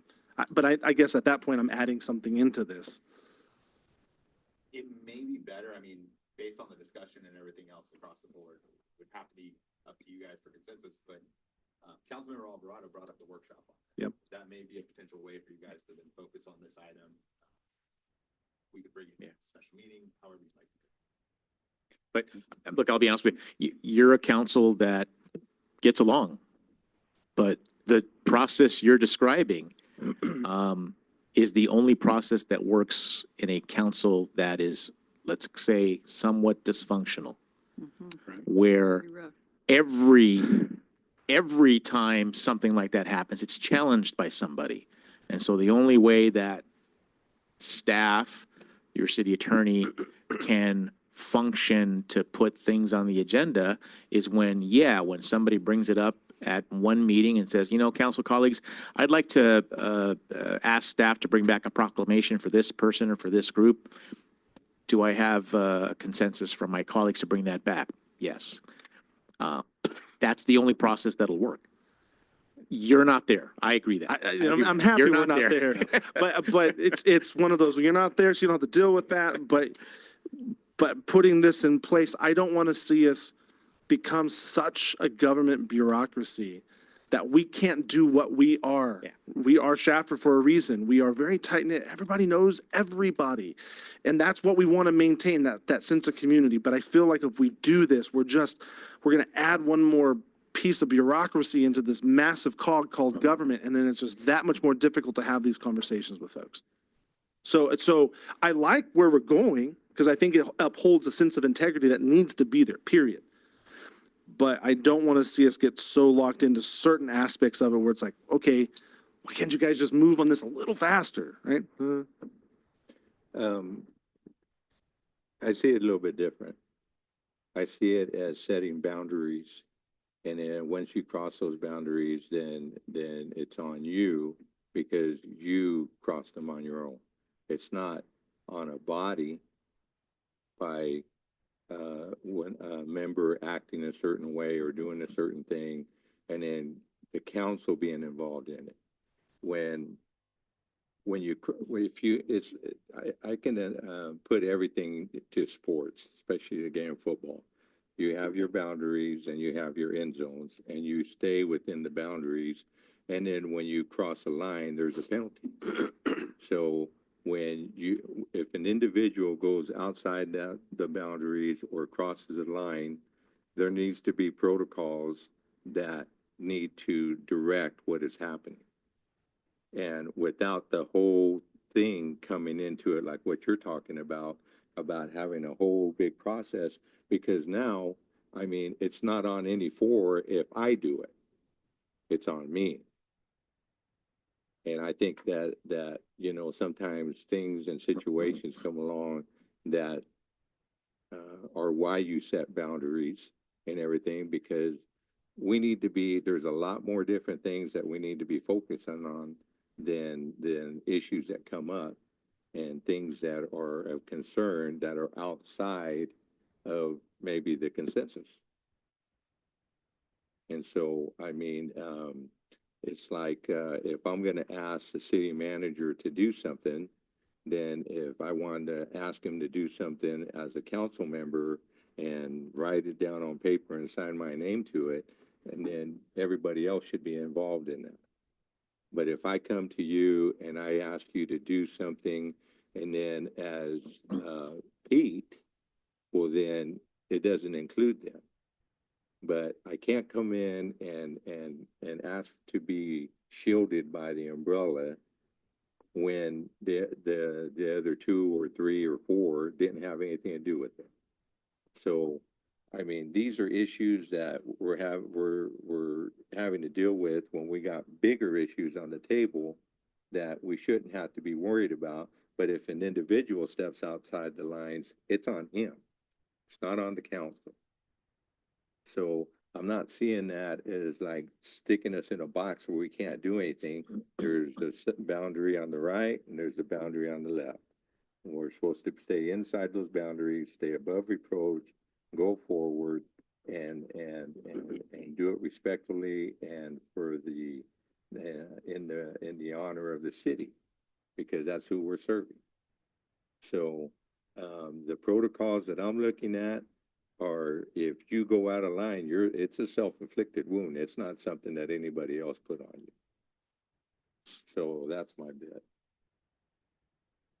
You're talking, and I agree with you, you're talking about, and council, I can only tell you page numbers. I got page 207 to let's say 207 to 210, because there's one last piece on 210. That's kind of what you're talking about. And that, Pete, Councilmember Espinoza, that makes a lot of sense. Those are the boundaries in regards to how we fall out of protocol. And that is the piece that really you're looking at from an ordinance point of view and the censorship, right? And I understand that. That's a protection clause to make sure that we're doing things right. That's the integrity. I don't disagree with you there. I actually, Councilmember, I would agree that that makes a lot of sense. I think there's some other pieces inside of this as a whole that will keep the game of football going, that requires hash marks to determine where we're going to set that up, right? And we can't always be right in the middle. We've got to figure out there's got to be a piece, a hash to the left and a hash to the right. So I agree with you on the censorship piece, and that's where that whole boundary field comes in, but there's these other smaller aspects inside of this. So then I would only ask the question is, can we separate these into two different components? Yeah, because then you would have one for censorship. That's your ordinance piece anyway. Right. The other part's not even Right. ordinance piece. So now, no, that's all new to me because I haven't heard the word ordinance on this yet. yeah. So, that same section that I read from, so for example, the forfeiture of office section of the charter is the one that we're talking about where the city lacks guidance for how to pursue that. Yes. But what's interesting about that section is it explains the reasons that a council member can be held to forfeit their office. The first one, lacks qualification for the office prescribed by the charter or by any law, meaning you don't live, you're not a voter or whatever. 2, you violate any express provision of the charter or fail to execute or abide by any mandatory provision. Well, the charter is the charter. We can't change that. Right. I mean, unless you go to the people. You're convicted of a crime involving moral turpitude. Well, that's in California law already. Fail to attend 3 consecutive regular meetings of the council without being excused. That's already in the charter. Fails to attend 85% of the meetings of the council during any 12-month period without having been excused. That's in the charter. Is found guilty of violating any other standards for the conduct of council members as established by ordinance. So for example, you could theoretically just adopt the enforcement provisions because you have to do that in order to enforce these other provisions. Correct. But you could leave these again as aspirational goals and adopt them by resolution or just adopt them without any paper. They wouldn't then qualify as an ordinance. So a member could not be punished for not upholding those provisions, but they're still aspirational and the expectation is that you would, you would abide by them. We would still follow the enforcement mechanisms that you adopt by ordinance, except for the very last one where you could not be removed from office because the provisions are aspirational. They were not adopted by ordinance. That would be the middle ground. So Do theoretically, you have to come back, rewrite it up for us? Yeah. That way? Yeah, because this is just a discussion item. So separate the yeah, protocol as well as the ordinance. I'd like to see that. we've been needing an update on the norms anyway. Yes. We really have. The timing wasn't good before, so we just didn't do it. Yeah, and I actually, it's the first time I've heard the word ordinance.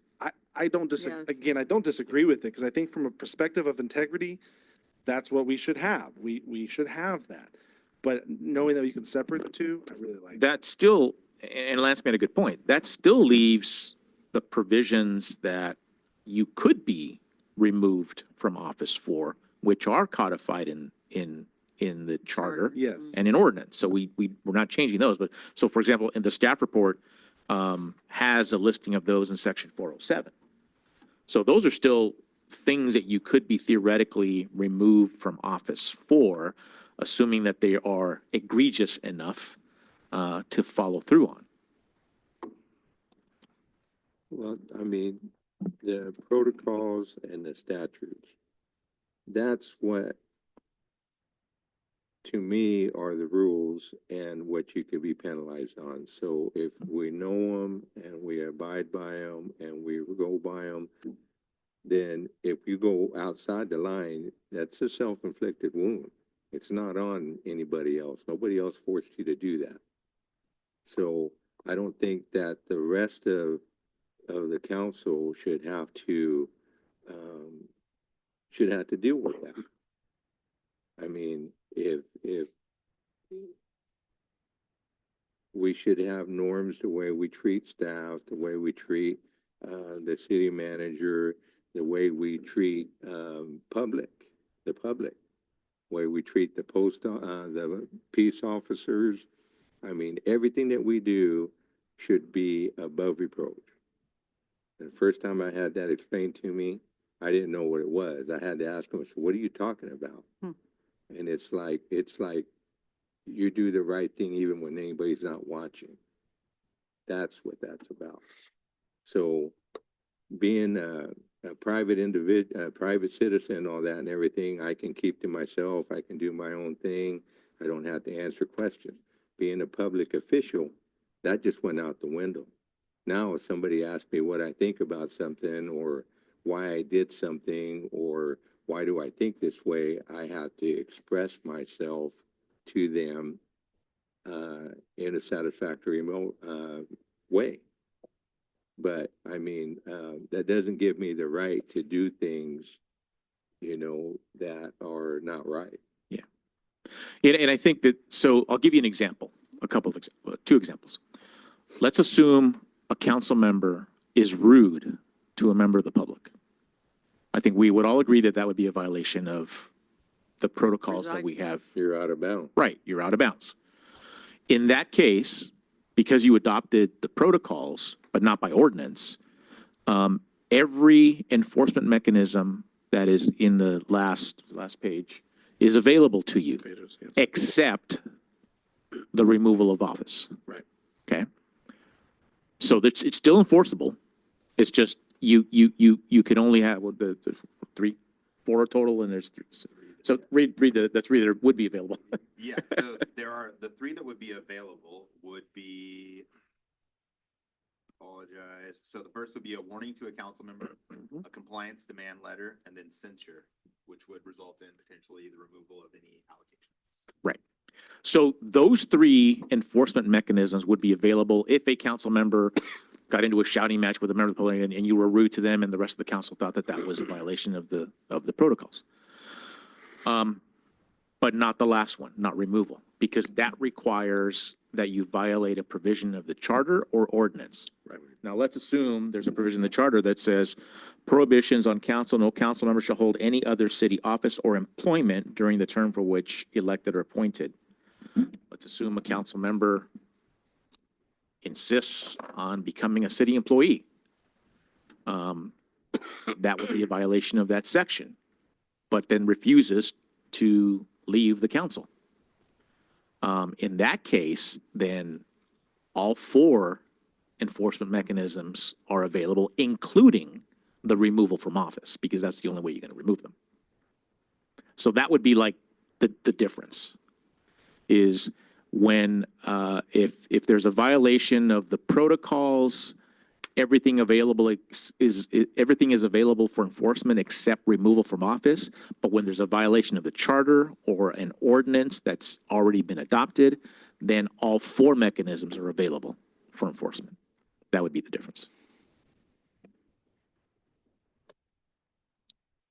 The other thing that I think too is that, I mean, the things that I do while I'm on the council should be on my record as a council member that people can see when they go to vote? I mean, what is it that he did that you liked? What is it that he did that you didn't like? And, you know, staying above reproach. So, I mean, that's me. So the next step is to bring it forward in a written form? If the I'm ready. consensus is to bifurcate it and address it during a workshop separately, we will bring that back. Then you guys can have them side by side ordinance, potential ordinance, apologies, resolution or potential ordinance. Yes, please. Agree with that. I think the workshop would be the best approach. We will prepare that and have that at a following meeting. Thank you very Thank you. much. And direction is provided. No further action necessary. Thank you very much. City manager comments and reports. So the only comment I would make, and I would just point out, in relation to some of the public comment earlier about truck traffic, I would highlight that council last session did approve the first commercial unit for the city of Shafter's Police Department, which will help assist with some of that enforcement. Also want to thank the chief because he's been kind of pushing me to, he'll have an item next council meeting, which will be a radar enforcement trailer as well. These were not originally anticipated items. However, I do think they're responsive to some of the items that have been brought up by residents for your guys' consideration. Just want to make sure you're aware. Thank you. And you have two department director comments and reports? Yes, two reports. First one's gonna be from PD, and this is your guys' implementation report initially on body worn cams.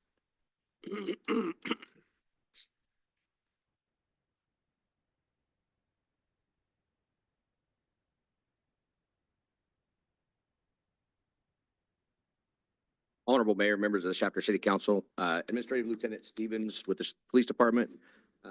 I was tasked with implementing and conducting all of the training for our body worn cameras. I'm passing around what is now the body worn camera. That's what you're gonna see the officers have on their chest. That way you guys can touch it, feel it, see it, and it is off. It is not recording, so it is powered off. How do we activate it? I was gonna ask how to activate it. I can give you the training on that here in just a minute, so we can go over I'm that. gonna need this back when we get, Taking a selfie. that's what I was thinking. All right. So, as I mentioned, the implementation is complete. All of the officers are now wearing body cameras. They have been since, 7 a.m. on April 22nd. We went live with, body cameras and the vehicle mounted cameras as well. So each one of our patrol vehicles has a front mounted camera and a camera and microphone in the prisoner compartment. Nice. In the backseat of all of our SUVs. Really good. So that's a huge upgrade for our patrol folks. Obviously, this has been carefully implemented and carefully planned. We have some things in the PowerPoint that I'll go over. The first 25 to 30 days has been excellent. Our staff and patrol folks took to it with no problems, no issues. It was a big push from Chief Milligan to make sure that we got this implemented and got it rolled out sooner rather than later. And staff has been very, very positive about the body worn cameras implementation. Excuse me, even the public has been accepting, huh? Absolutely, Mhm. Yeah, absolutely. it's very positive. Next slide. So the implementation is going to come down from an admin side or an audit, as I would say, phase in two phases. So over the next 90 days, as this implementation begins, within that 90-day period, we're going to work on equipment compliance, documentation practices, our activation compliances, the preservation, and then our privacy and ethical considerations. So in a nutshell, what this means is we're not going to wait till 90 days to start doing this. We are on a routine basis looking at videos, reviewing body camera footage, especially when we deal with critical incidents, when we're talking about vehicle pursuits, uses of force, any of those things. Those are reviewed immediately by the supervisor on shift and by staff. So I don't want you to get the idea that we're going to wait 90 days before we review anything. We are reviewing them as we go. However, over this first 90-day period, the idea is to get the buy-in from staff and correct those issues as we find them and as we address them. The second stage of that implementation is a 180-day check-in, at which point we're going to go over the more technical performance, operational impact, and getting those things ingrained into our staff where they're not having to think about turning the body camera on. They're not having to think about, oh, I've got to turn it off now. I just finished an incident. Those things are ingrained at that 180-day mark. I am very, very pleased with how staff has taken to this program.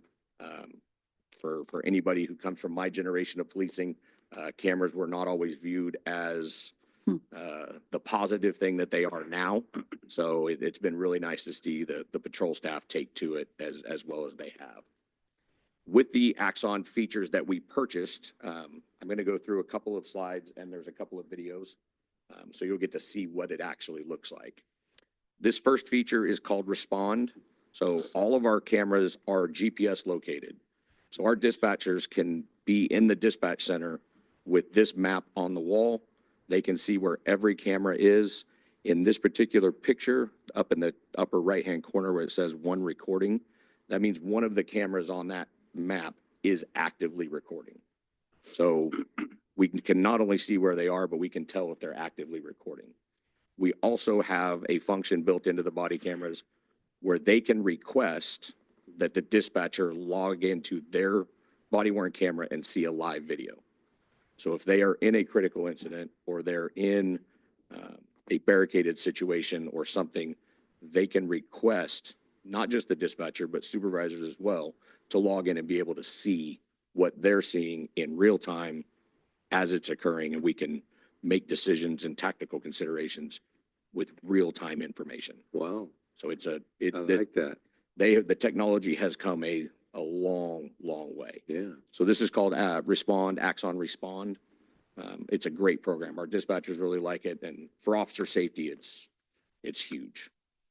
So next slide, I think this is the video. And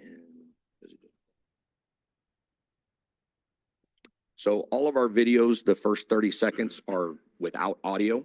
So it's called a pre-event recording. That pre-event recording for 30 seconds is no audio. This is down in the wonderful industrial park. One of our units was down working traffic control at a stop sign. And we'll see if anybody can spot what happens. Ooh, there he is. Go. So now the officer goes and conducts a traffic stop and contacts the violator. So 30 seconds later, the audio kicks in. Does it auto blur that? No, we do that. Yeah. He's the self-driver. That one.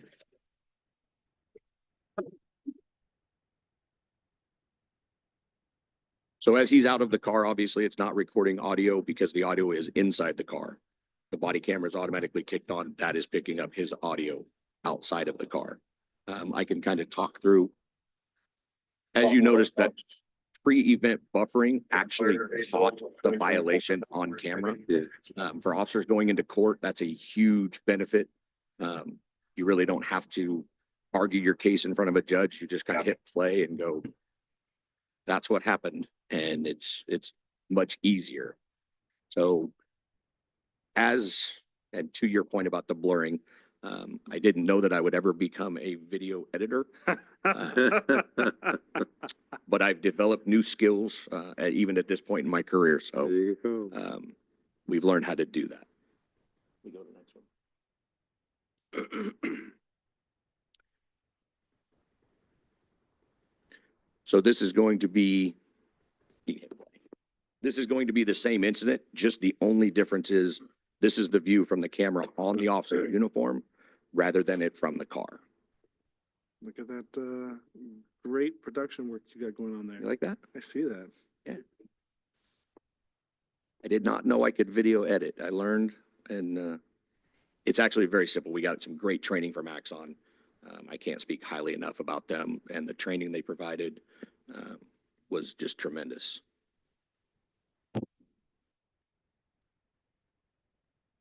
So again, even on the body cameras, you have that 30-second pre-event buffering where there is no audio, and then the audio will kick on.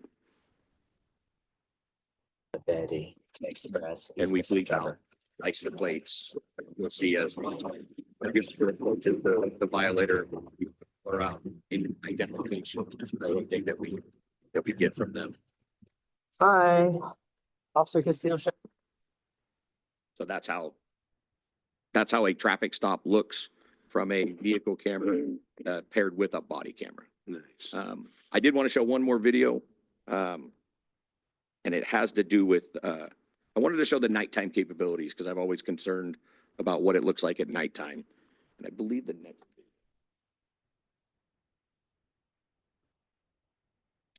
So this particular video is going to be at Stringham Park. Had some folks behind the bathrooms at Stringham Park. This was about 2:40 in the morning.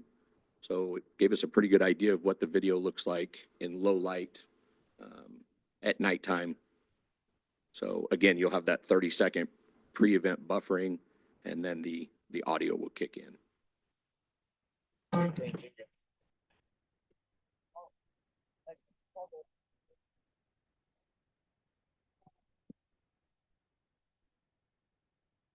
A pretty good video quality, even with the low light. We blurred the faces. These folks were just contacted. They weren't arrested. Can you get a They were chance? they were in the can I park switch it for after my hours. safety? We gave them Please? warnings and they went on about their way. So we blurred who they were. Councilmember Rivera would probably know who they were. But we did that so that That's fine. we could show this publicly and give you Yeah, the go ahead. demonstration. But if you were chasing somebody, then you would have free access too, huh? So yes, that we have all sorts of public records, laws and rules that apply when we release things. Critical incidents have to be released relatively in short manner.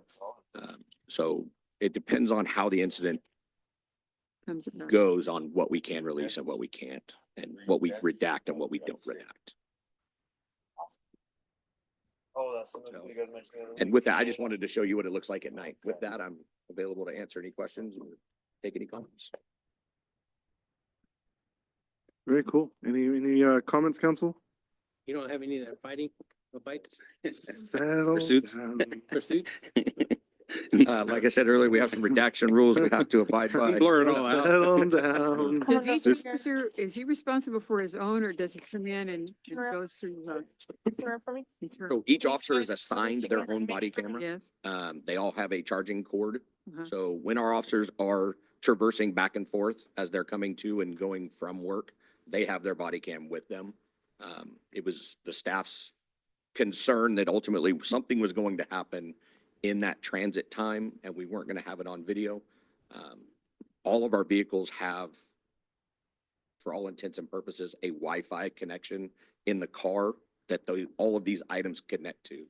So the downloading, it doesn't have to be docked in order for it to download. It'll download as the officer's driving around in the car with that Wi-Fi connection. Oh, so it does automatic even? Yes. Oh, see, that's a good feature too. It is good. Like I said, when I said the technology's come a long way, Mhm. it's impressive how far it's come and it's only going to get better. The one that I liked was, the one that was telling you how many cameras are recording and where their location is, because you were, before they were mentioned something about sometimes some skippy radio communications and all that, but you always know where the officer's at, so I like that. And that's goes to the officer safety portion of it. I mean, that's huge for any of us in the law enforcement world to be able to know where they're at. If God forbid something bad happens, they can't get on the radio, they can't get something out. At least we now know where they are based on their body cam. My wife tracks my phone, so, you know, she asked me what I had to eat this morning at the Red Wagon. I'm like, okay. That's a good, healthy relationship. No, this is good, good stuff. I think, you know, it's like anything, a double-edged sword, right? It could help you, or it could, if you make a mistake and, you know, it's gonna be there. But, I'm glad that the department has them. I'm glad that it's well accepted by the officers. I think it's all in all a deterrent when you go to calls, because they know, the community knows that, hey, it's being recorded. So any actions they take will be on video. Yeah. So that's helpful. You know, but one of the things, like you mentioned about the ability to watch it from dispatch or from the supervisor, that's great. Because, you know, if you're handling something somewhere, you can actually be visually seen as, hey, do you need somebody else to get out there? Or you're seeing that it's becoming an escalating incident that's going to require more assistance. And you can go ahead and start that way and take care of business. So, but thank you for sharing. It's very impressive. Yeah. I just say it comes a long way from the taser guns, the camera for the tasers, so, I remember those, yeah. yeah. Yep. Look at you go with your video editing skills. I like it. Thank you. All right, there's another department director comment. Item number 2 is the technologies, yeah? Yes, continuing with the theme of technologies, this is gonna be the second, really cool kind of technical piece that Public Works used, and Mike's gonna give it up. I don't know if it's body worn camera cool, but I think it's cool. Honorable Mayor, members of the Shaft City Council, Michael James, Director of Public Works again. At a past council meeting, I think it was March, the department introduced you to a web-based technology that's in use to help the department better monitor traffic conditions, notably speeds and volumes. We're here tonight to share another technology that's focused on pavement conditions. With us participating virtually is Jennifer Humquist with Vaselia to demonstrate the road AI product that's in use to help us basically document pavement conditions on all city roadways so we can use that information to help prioritize the needs for future improvements, notably overlays and reconstruction. So I see Jennifer's there. So Jennifer, take it away. Hi, Jennifer. Hi, everyone. Can everyone hear me? Yes, ma'am. Yes. Wonderful. I'm going to go ahead and share my screen quickly here. And can everyone see that too? No, ma'am. Oh, one more time. Let's try that. How about now? We may be onto something. There you are. Perfect. Wonderful. Okay, my name is Jennifer Humquist. I am the Customer Success Manager for Road AI North America. Thank you for the introduction. It's an honor speaking with you all today, and it's been wonderful sitting in and seeing how much you all work towards making sure you have a good and safe city. And so that's kind of what Road AI is going to be about today. So today I'll be presenting, our Road AI technology recently acquired by your city, and in the same theme of the last presentation for the body-worn cameras, showing how this technology is going to improve the safety for both your public works staff and the residents of Shafter. So our company, Vaisala, has been around for almost 90 years, and we specialize in producing sensors and measurement instruments to improve climate action, to improve safety, societal safety, and providing data so you can make data-driven decisions. Road AI specifically is a technology that uses computer vision modeling to extract data from video imagery. So this technology is meant to replicate the traditional human windshield survey when it comes to rating roads. So that's typically what cities are doing. They're either sending out patrol on a network, or they're hiring companies to do that with cars with a lot of lasers, and that can be a lot of money and a high cost for cities. And so all that needs to be done is all they need to do is mount a smartphone with our app to the windshield of the car, and then they drive and record the video, go back to office, and everything uploads seamlessly over Wi-Fi. That's all they need to do. We do the rest. The data is automatically processed through our computer vision model, and within just an hour, maybe a couple hours or so, they have the data available at their fingertips. And today I'll show the data already recorded on your network, and so you can see that. And so not only is it recording data and providing road condition data, meaning knowing where your roads are failing, where they're doing well, but also where specific defects are located, such as potholes, knowing where there's cracking, where your traffic signs, your surface markings, and we're always adding more to the list as this is still a new technology, which is great. So this is really great. So this is an example of the video. Again, I'll show it to you in your account specifically, but you can see what our computer vision is doing is matching images to all of, right now, not many defects on this road, but picking it up and segmenting it as well. And so the purpose of this is to allow for preventative maintenance. So traditionally, a lot of maintenance is done just with age of road. But now, it's hopefully with this, you're getting a live update of your road, so you're able to catch defects early and enable lower cost rehab options, such as crack sealing or so on, and then keep the road good longer before it has more of a full functional failure where you'd need a more expensive cost, and also you're keeping the roads safe longer for residents. So let me go up and pull up your map here.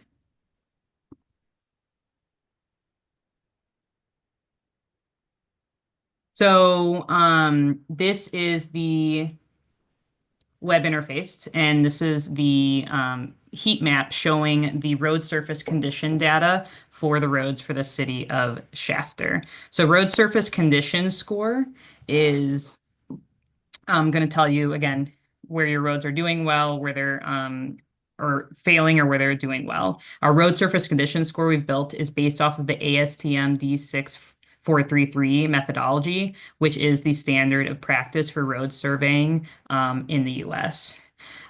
So what's great is people of all experience levels can use this, and anyone can understand kind of at a glance here where roads are doing well or maybe need a second look. But if you want to get more in depth, you can do that. The public works staff or the engineers can at any time not only have the data of knowing where it's doing well, but if they need to go see specifically what's going on, you can go and bring up the video. So for example, here, you can just go and click anywhere on the network and it is going to bring up your video of that was recorded at that time here. It automatically anonymizes the cars as well and any private residential information. And so that is great here. And then they're able to have this video data available right at available at an instance. It's taking a moment to load here.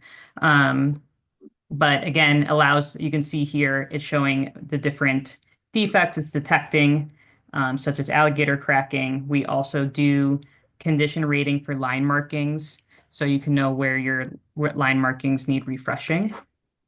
And let's get the video to play here.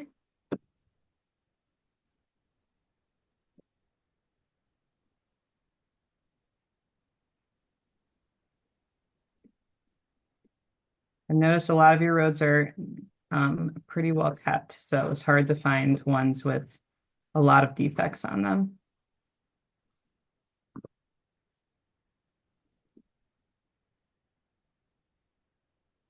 Give this a moment to load here. Let's see if this one's load. There we go. Apologies about that. So again, what's really great about this is your staff is not needing to be on the network often. They can go and record everything quickly and allow inspectors to collect this data much faster, much safer, not having to pull over and not having to drive slow and get out of the car. And so if they need to go and re-examine a road and they don't need to go back out, you can come and you can do this from this video here. The video quality is good enough. This is also really good. A lot of clients we have are using this for liability or claim cases that might come up. So now they have the video evidence. It is all owned by City of Shafter. And so again, you can also see this video data here. I apologize, I am having some loading issues this evening, but it does play in full speed. So we'll just give it a moment to load here. In addition to video data, or road condition data, you can also, again, change this heat map, as I said, to be as specific as you'd like to, if you want to be de-stress specific. For example, if you need to find places that would be good candidates for a crack sealing scheme, you can change this heat map to show where do you have more or less of moderate longitudinal cracking, for example. And then in a moment notice, you have availability to know where you have more cracking versus not. And so that's really helpful when the engineers and your staff are determining what kind of treatment schemes are needed. In addition to this, traffic sign inventory is available as well. So our technology picks up all traffic signs through the video. It does not automatically condition rate the signs, but it allows you to condition rate from a desktop environment. So again, instead of having to drive and stop, you can do this by going to the list view here for your traffic signs, and then you can go ahead and start to rate them from looking at the photo, the zoomed in photo of all the signs here.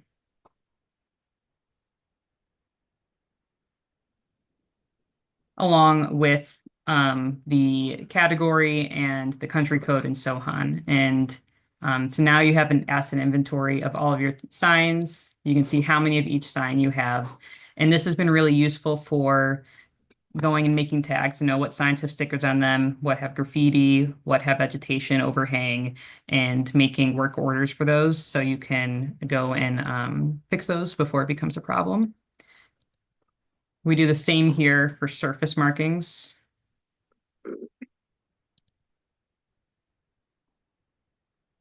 So again, here for surface markings, places where you can see if they need a repaint, if they're starting to wear. So for example, here, this one, you can go and you can condition rate that low, maybe it needs a repaint here, and you have that all in your Road AI system here.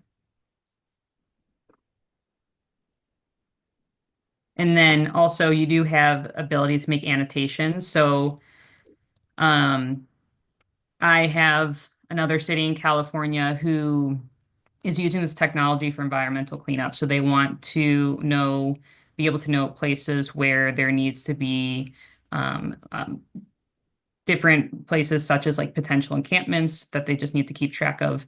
And they need to also know where there needs to be cleanup on certain sidewalks, public sidewalks, and so on. And so they can just drop pins on the network to be tracking those. If you need to keep track of where your storm drains are and which ones need which ones need fixings or replacings, you can go ahead and drop pins and make work orders out of those as well. So we do hope to be able to detect everything. Right now, we're working on detecting guardrails, building that, manholes, street lamps, and so on. We're always adding.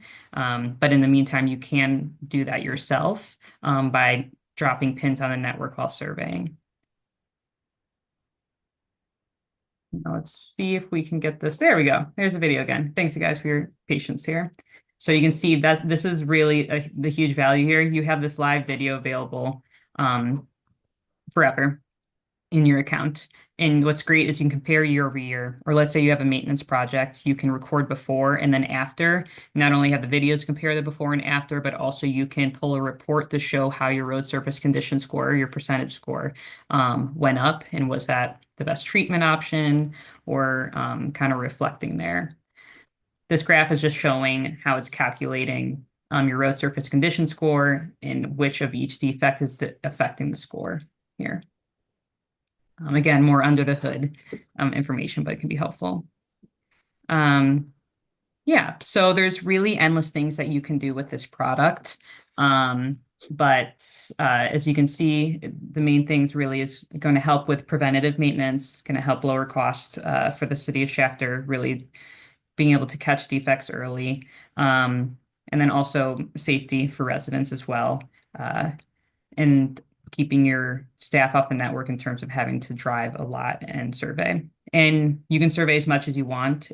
You can go multiple times a year. You can go just once a year. Yeah, usually have a lot of questions. So what is on people's minds? What questions do they have so far? Any questions for Jennifer or the department? Do you do alleys? Absolutely. Yep. So you can do alleys. I have a lot of clients. What they do is we've built in their shapefile where they can separate their collector roads versus residential versus alleys. So they can separate and make reports for, say, just alleys. So you can really hone in on that. So as a customer success manager, I work to really get to know your city. What are your priorities? And we meet throughout the subscription and each year and anytime that you renew. So depending on the project that's important at that time, I work with you actively on that. Is alley something that is of importance right now with the city of Shafter? Don Perico's alley, dirt. Excuse me? Don Perico's alley was pretty bad. Okay. Alleys alleys tend to see a lot of traffic in certain parts of town, so. Yeah. So whether it's, so alleys are quite important. Who's is there a city around here that's using it close? One of our neighbors, somebody in the county? Jennifer, do we have any? Might be. I have to look at a map. I know. So the one I was thinking of was City of Moreno Valley is the one who wants to use this for environmental cleanup. Let's let's see, City of McFarland, I have to see where I'm not sure exactly where, they're all located compared to you, but we do have a few California customers. This type of technology is deployed all over the place. This particular vendor that we're working with had just offered a solution that made it pretty practical, cost effective for us, because as you pointed out, we didn't really have to hire a consultant to go out and drive the roads and rate them. We could just literally mount a smartphone to a truck that was probably out and about anyway, for Public Works. So it's fairly cost effective for us to capture that and also maintain records moving forward. And this will help to prioritize, from 1 to 10, right? When we have money to do this kind of. I think it's on a scale, but not necessarily that simplistic, but they've standardized the ranking system to be consistent with the appropriate, standards that are used nationwide to, rank roadways and suggest what level of maintenance would be, necessary to, bring them up to par if they're not up to par. So it's just a one-time, a certain period? Jennifer, I think, it's really just, we have the ability to update on an annual basis, I think would be appropriate, just to kind of monitor your effectiveness and with your maintenance program. So is this something that you purchase, you lease, you rent? We purchased, we have the equipment, but I think it's an annual fee type of arrangement. Okay. That's already factored into this budget and the future budget. Council, any other questions? All right. Very, very cool stuff. Thank you, Jennifer. Mike, thank you. Yes, wonderful meeting you all. Thank you for having me. Thank you. Okay, very good. I believe that's all the department director comments and reports. All right, thank you, sir. We have one item on our closed session docket. We have conference with real property negotiators. I don't know why I had a time saying that. For APN 027150003, need a motion to move into recess into closed session. Make a motion. I'll second. All right, I have a motion by Mayor Pro Tem Olvera, second by Councilmember Espinoza. All those in favor with aye. Aye. Same sign opposed, hearing none. Closed session 8:17.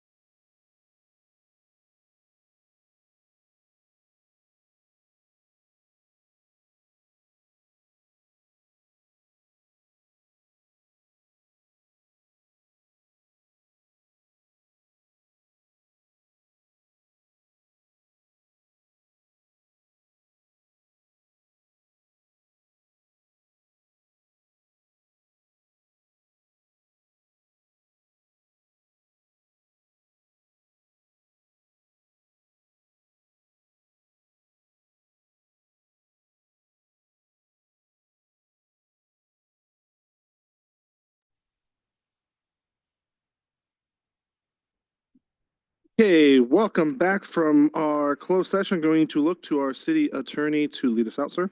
Thank you, Mayor. Early tonight, the City Council recessed in the closed session. Item is listed on the regular meeting agenda. It was conference with real property negotiators concerning the property at APN 027-150-03. City Council provided direction to its negotiating team, and we have no reportable action. Okay, with that said, nothing else on the docket for the evening. I'm looking for a motion and a second to dismiss. Second. I have a motion by Councilmember Prout, second by Mayor Pro Tem